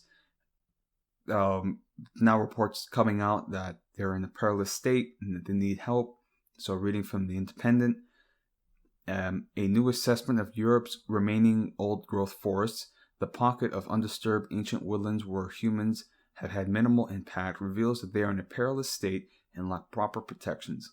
Scientists from 28 institutions have gathered data and detailed mapping over 5 years in order to assess the conservation status of these primary forests in Europe, and found many of them continue to be logged. The research paper describes primary forests as being composed of native species where signs of past use are minimal and ecological processes such as natural disturbances operate dynamically and with little impairment by anthropogenic influences. They are critical for conserving forest biodiversity and provide important ecosystem services such as carbon storage and natural watercourse management, which can help maintain resilient environments. So these woodlands that have, been standing for thousands of years with minimal human activity are under threat from human activity, logging, certainly climate change. And also, Europe is one of those areas that has been ecologically decimated. I mean, humans have been developing that region for thousands of years. So, those small pockets of wilderness are heavily, I wouldn't say diversified, but just, not diversified, the opposite. They're heavily, I would say, modified human-wise. It's not natural. It's certainly maintained and monitored by humans. I know in England, they have professional hunters or government hunters who go out to deal with the deer populations and such, and I'm sure it happens in other places. But it's not the same place, because Europe once had lions and rhinos and elephants, and those died out because of the end of the Ice Age. But it was a true wilderness at one point, and then humanity just kind of took over, right? But that's something that's happening there, and these are, right, as they said, areas that allow for resilient ecosystems that deal with watercourse management, and again, it's all a cycle. And so once the trees start going out, and there's already biodiversity loss, people don't realize that this is going to have a huge economic effect eventually. It's going to come back to bite us hard, and we probably won't be able to recover from it. But that's in Europe, another spot where people are noting, scientists are trying to sound the alarm about the loss of the wilderness. So we have that happening. And so what I also wanted to talk about, because I've mentioned about the West Coast fires that are occurring, pretty bad situation.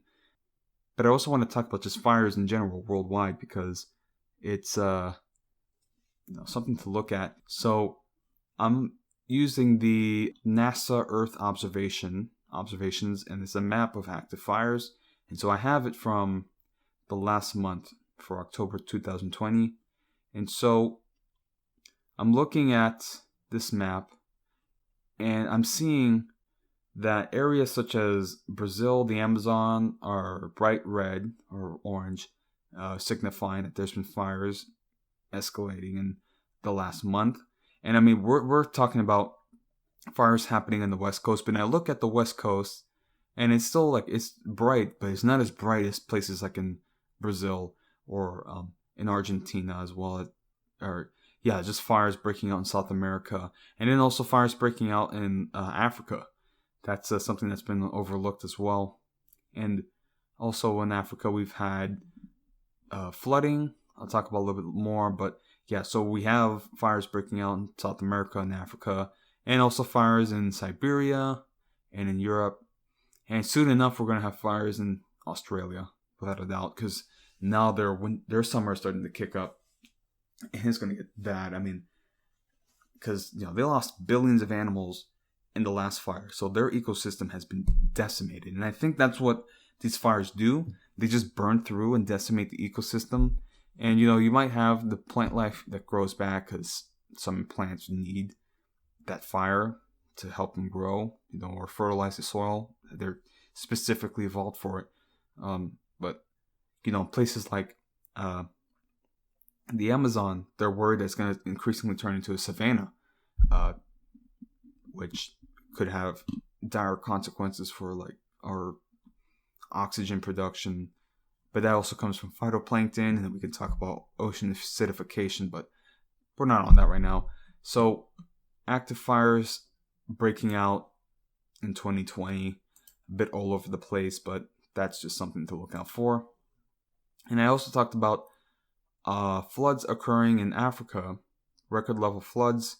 And so, what's been noted, coming from the Telegraph, is that the Nile River is so high right now that it's threatening Sudan's ancient pyramids. And these are regions that they don't experience rain as much. So a lot of their homes are made out of mud.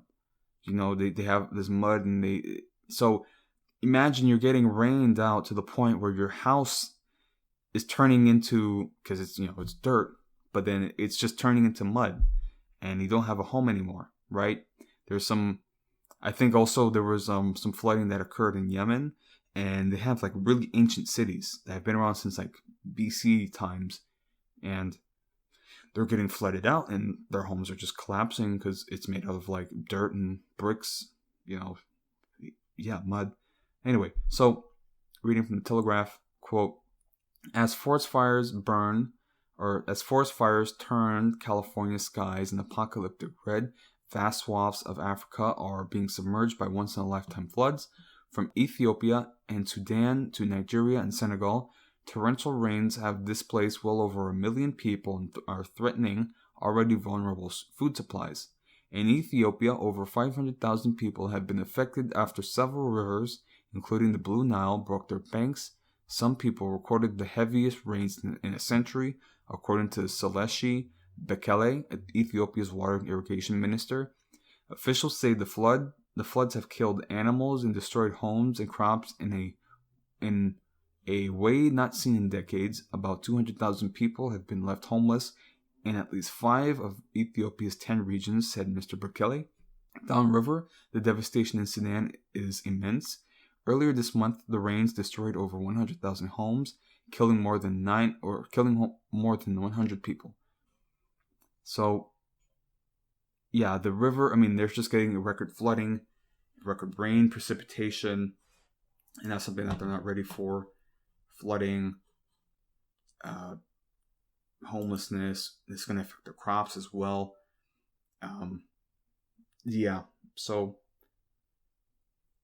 That's just, again, you're going to have extreme heat, extreme drought, extreme fires, and then on the flip side, extreme flooding, extreme rain, extreme hurricanes.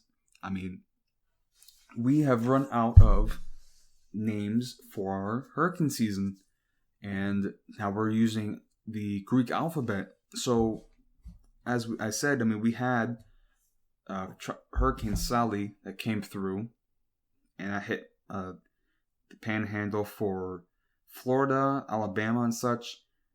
And,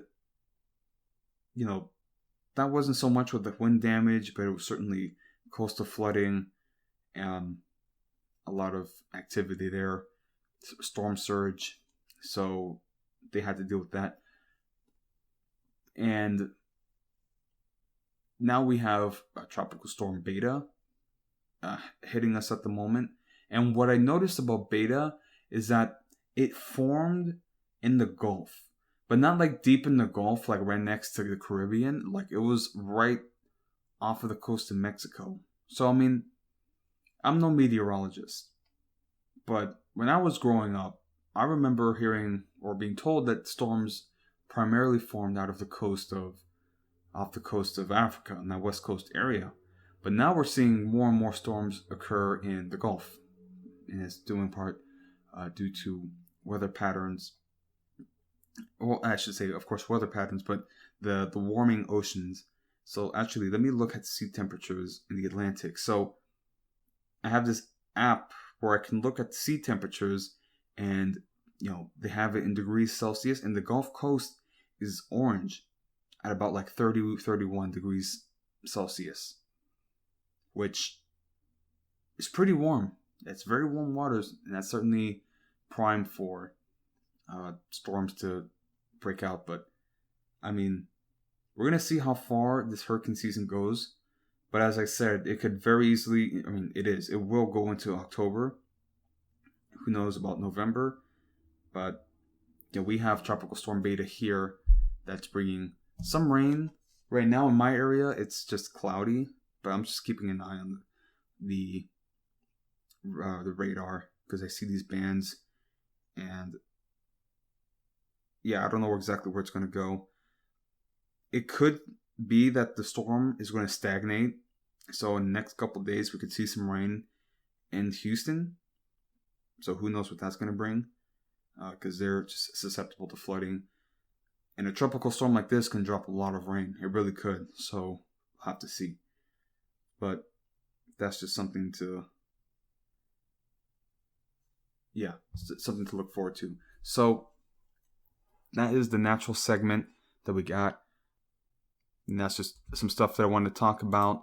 But before I wrap up, I did want to have some words that I want to talk about, because this is at least an outlet for me to speak on some things, and it's better for me to bring it out here than to like talk to regular people with. This isn't me talking to me about them, but this is more just like a thing that I'm noticing, right? I'm noticing that increasingly more and more people are becoming detached from reality, and of course that's just a given, but it's going to become a problem because reality is going to smack them in the face and they're going to have a breakdown. And that's not going to be a pretty thing. I already have a list of people who I know I don't want to be stuck with during the apocalypse. I love them. I think they're great people, but I don't think they're equipped for what's coming mentally. And I don't want to be stuck with them. And, if they're listening to this, I mean, again, I'm not going to reveal who they are, but I'm just like, I already know, like, and you can easily tell. I mean, if you're somebody who's having issues, and I mean, I'm not saying I'm not without my issues, but just like, you just know that this is not a person that you want to be stuck around when they're hungry, when they're sleep deprived. This is not somebody you want to be around, So, yeah. So, I was talking to somebody, and we were mentioning about the forest fires, and he was like, yeah, recently I've been thinking about getting a gun, stocking up on food, and I'm just like, and I'm just like, yeah, that something is telling you to do that, right? Because things are getting really serious. And he's like, yeah, that's weird. And then I was also mentioning about the forest fires and the wildfires and the election problems that we're going to have. And this guy was having a mini crisis, and I had to like get him out of it. I was just like, well, because like I had to like, I realized that like, okay, I think I'm going too deep in this, but there's just some people that when they're hearing the bad news, because I guess that he was just stuck in his own work, and he has a lot on his plate, honestly, so I can't blame him, but it's just like, I can't really pity somebody who isn't paying attention. I really can't. Because you have to equip yourself with knowledge and information, even if it's terrible. So, yeah, almost had a mini crisis, and I don't know, man. Like, I at this rate, like, if you can't really see that things are going south, I don't know what to do for you. But there's that. So there's that where people are going to have mini crisis, and then there's other people that, close people of mine that, I'm trying to look out for. I want to look out for them, but I don't want to tell them what to do. But I just, I put these ideas, just out there. And, a friend of mine recently moved into the city, which I had been preaching all over the place not to go anywhere near a city. It's not this is a person who usually listens to what I say, and I've never told them directly.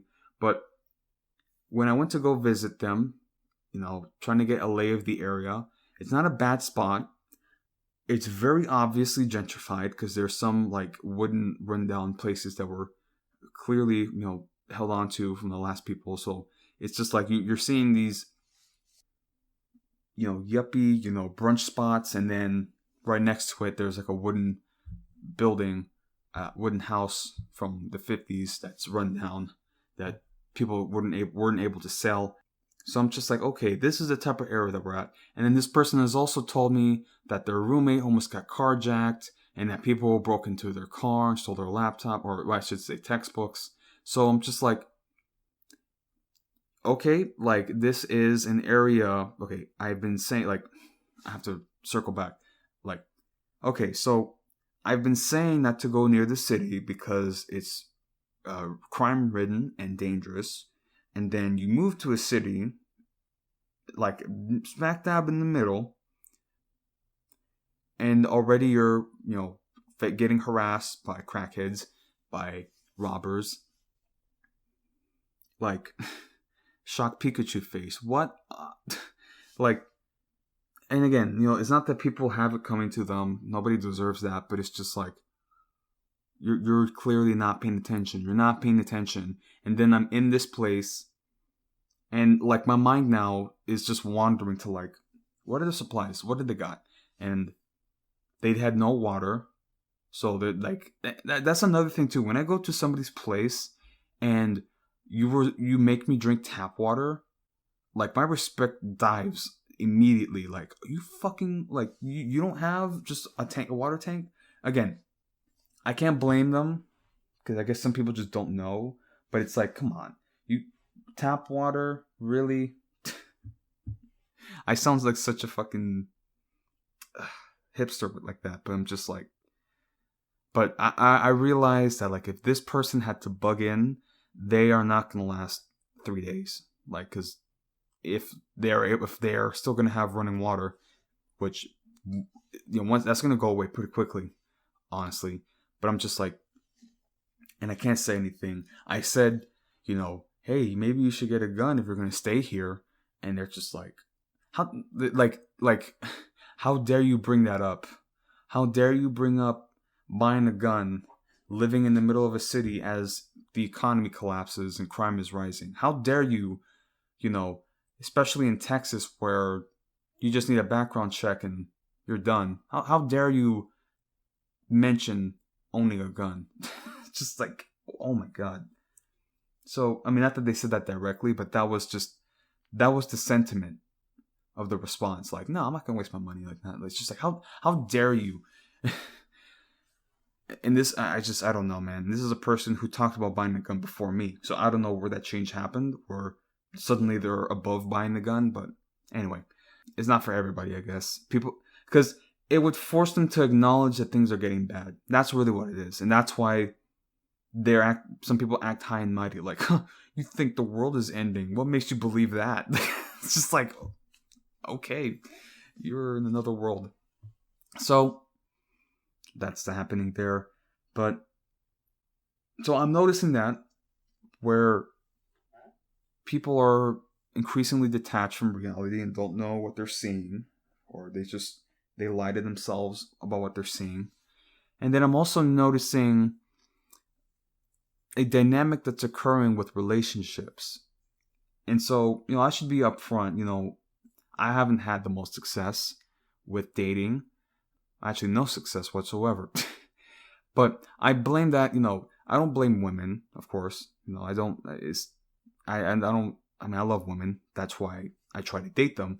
But I guess it's just this society and the expectations that we have for young men that I wasn't equipped for it.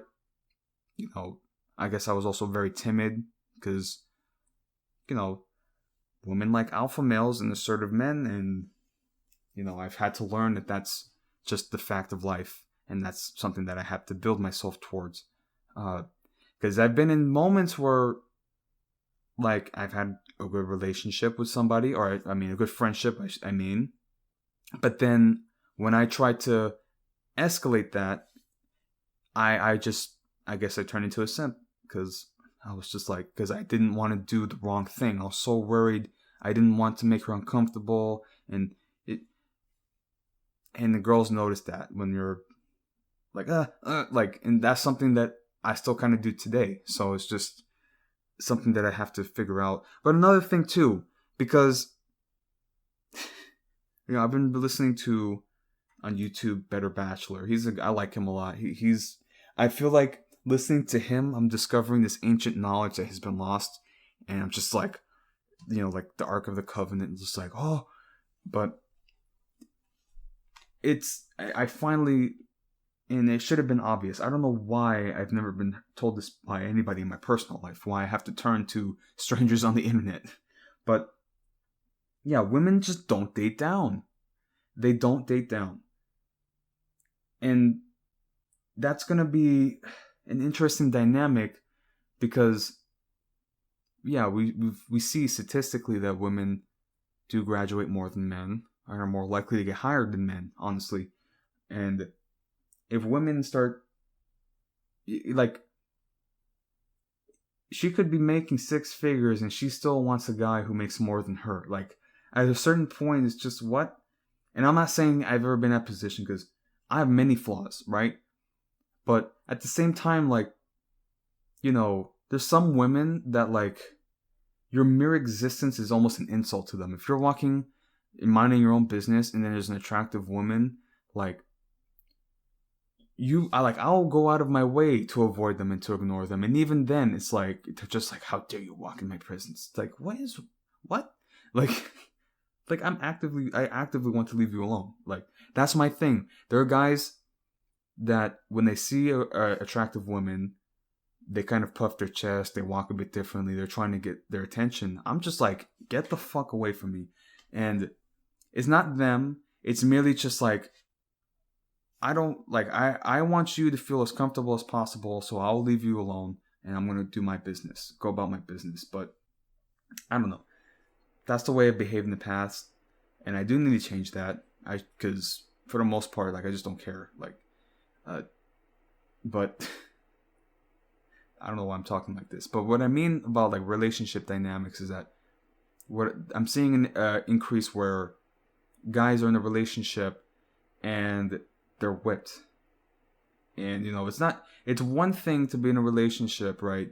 And you respect your partner's consideration. But there are moments where you gotta be like, nah, I'm doing this. Or, like, I see what you're saying, but I'm still gonna do this, right? Like, and, I know some guys that I'm very worried. I mean, I don't want to disclose too much, but it's just like, what are you doing with this? Well, why are you still here? Like, that sort of thing.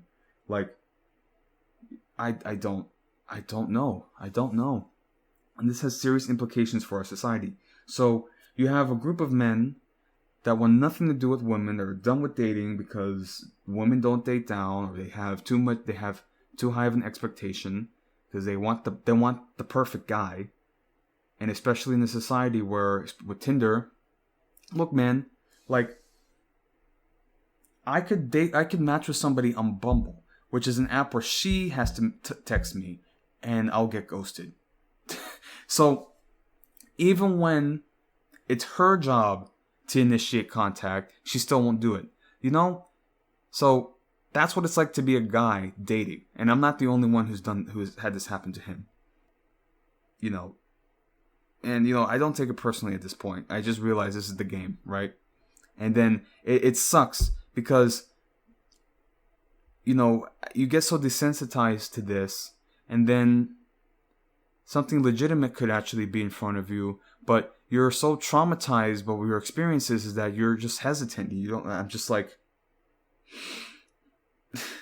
so I guess I gotta learn to live with heartbreak. I don't know. And then you talk about marriage. The more I research it, I'm like, this is just a raw deal. Like, I don't know how early into a relationship or dating, you need to talk about marriage. But once that's brought up, the first thing that comes out of my mouth is just prenup. Like, look, I'm sorry, because if I'm marrying somebody, I'm not going to divorce them because I married you. I chose you, but prenup. Because I'm sorry. Well, what do you mean? Like, if she gave me trouble I would have no problem just ending it. I'm like, look, I'm just gonna save money and save you trouble. Like, if you're gonna give me trouble now over a prenuptial agreement, when we're just talking about the idea, the hypothetical situation of getting married, and you're giving me trouble about a prenup, then I don't want to deal with this. And I think that's a lot of women, a lot of girls. So. And I'm not saying that true love doesn't exist, because I see a lot of guys that are in, like, actual loving relationships. But then again, that's just what they show to the public, because I don't know what happens in closed doors. That's none of my business. I didn't know why I brought this up, because I've just been watching a lot of like men's advice videos, a lot of dating advice, particularly the fact that there is an attack on masculinity. There is. And maybe it has to do with liberalism. Maybe it's because liberalism is more feminine. Maybe. And people don't like to hear that. Like, what do you mean it's feminine? Because then when you bring up like gender like that, that's crossing the line. What do you mean? But I don't know. I'm just noticing that. I'm just noticing that there's an increasing trend of guys in relationships that are not asserting themselves. And I'm not saying be a dick. I'm not saying that you got to be an asshole. But stand up for yourself. You know? Say like, wait a minute. Like, if there's something wrong, or like, you know, not even something wrong. Like, this is something that I want to do for myself. You get to treat yourself.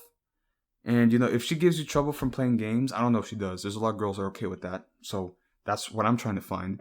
But if she gives you trouble for games, like, you never hang out with me. I'm just like, look, I'm working and doing all this stuff. Can I just have this for me? You know? Like, I saw one TikTok. I don't watch TikTok, so it was like a mirror. But I saw one video where the girl just like unplugs the PlayStation. And like, a guy like that can't get mad at his girl. So he's just deflated. And he's like, this is all I have. You know? I don't want to talk too much at length at this, but I'm noticing that maybe I'm getting red-pilled. I think I'm getting red-pilled. That's honestly what's happening here. But damn, bro. And I hope me saying this now doesn't limit my prospects of future dates. Because again, like I said, I love women. But it's just like, I mean, they don't date down. And this is speaking as somebody who is at the bottom end of the dating totem pole. Because I don't come from generational wealth.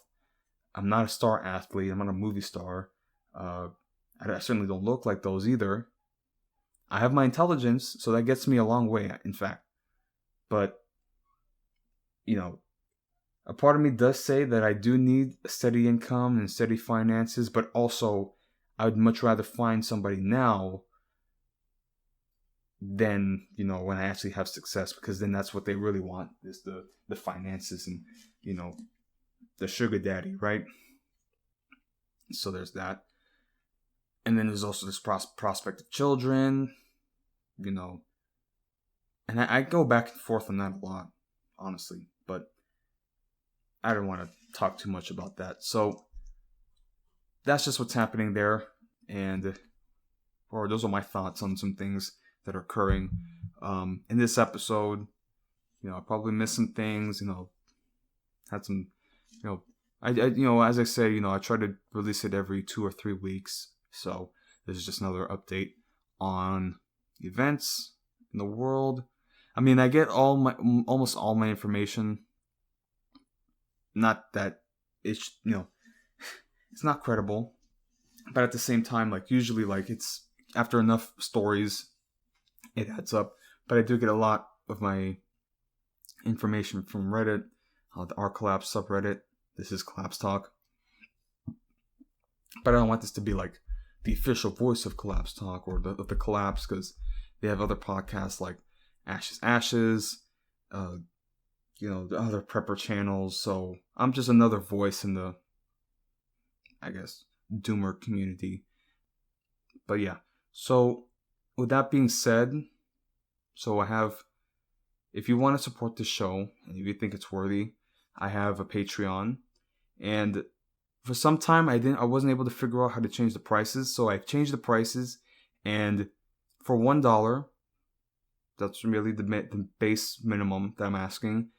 $1 a month, you can get early access, ad-free access with this podcast on Patreon. Again, if you think this is worthy. And, you know, the reason I'm really pushing it now is because I would like to be in the position to do this more full time. And I understand completely, you know, this is economic collapse and people are struggling. So look, I get that completely. I'm in that same boat. And, when people talk about work, well, I want this to be my work, right? For right now, I'm just doing it for shits and giggles. So if people, if people actually believed in my work, and I certainly need to, produce more content and be more higher quality in that sense. In time, though, it's like an investment, right? So if people invest more in me, then I can invest more in them because I'm seeing there's a return. Oh, people are liking what I'm doing. So that would be a drive, it's an actual financial incentive. Because I'll be honest, I don't mind doing deliveries. Like, I very much like driving around, listening to sometimes I'll listen to my podcast, but I'm really more just like, oh, what did I miss? What did I do wrong here? But I like just listening to music and then dealing with food on the road. I mean, of course, I'm trying to keep, situationally aware of what's around me, but I like doing that and not having somebody over my shoulder, monitoring me. Of course, there are people, on the, GPS looking and like, well, what's taking so long with my food? I try not to take too long, but, I would like to keep it the way I have it, where I can be working gig stuff, whatever, and then also do my podcast. And as I've said in the past, trying to also do like a game playthrough. I talked about Kenshi that I was trying to get recordings of, and I was actually starting a recording, but things went really bad, so I'm gonna have to restart on that. But that's what I love about this game, because everything can go according to plan and then it goes south. But I'll have that out soon, so for y'all to see, because there's a lot of potential, especially with mods. So with that being said, right, Patreon, and if you think it's worthy, $1 a month, that's all I ask. And you can get early ad-free content, as well as, I have a PayPal account and my email, correspondent email, collapsetalkpod@outlook.com. And then I have my Twitter @collapsetalkpod. So trying to be more active there as well. But then again, Twitter is kind of it's kind of a bad place to stay on for a while. So with that being said, those are my posts. I tried on my Reddit links. I put on my Patreon post, and the mods don't like that, so you're gonna have to find that on your own. But again, Collapse Talk at Patreon. Everything else I can post links of, YouTube, all that good stuff. So again, I appreciate bearing with me for now, and we'll see you all next time. So thank y'all. Stay safe and stay healthy.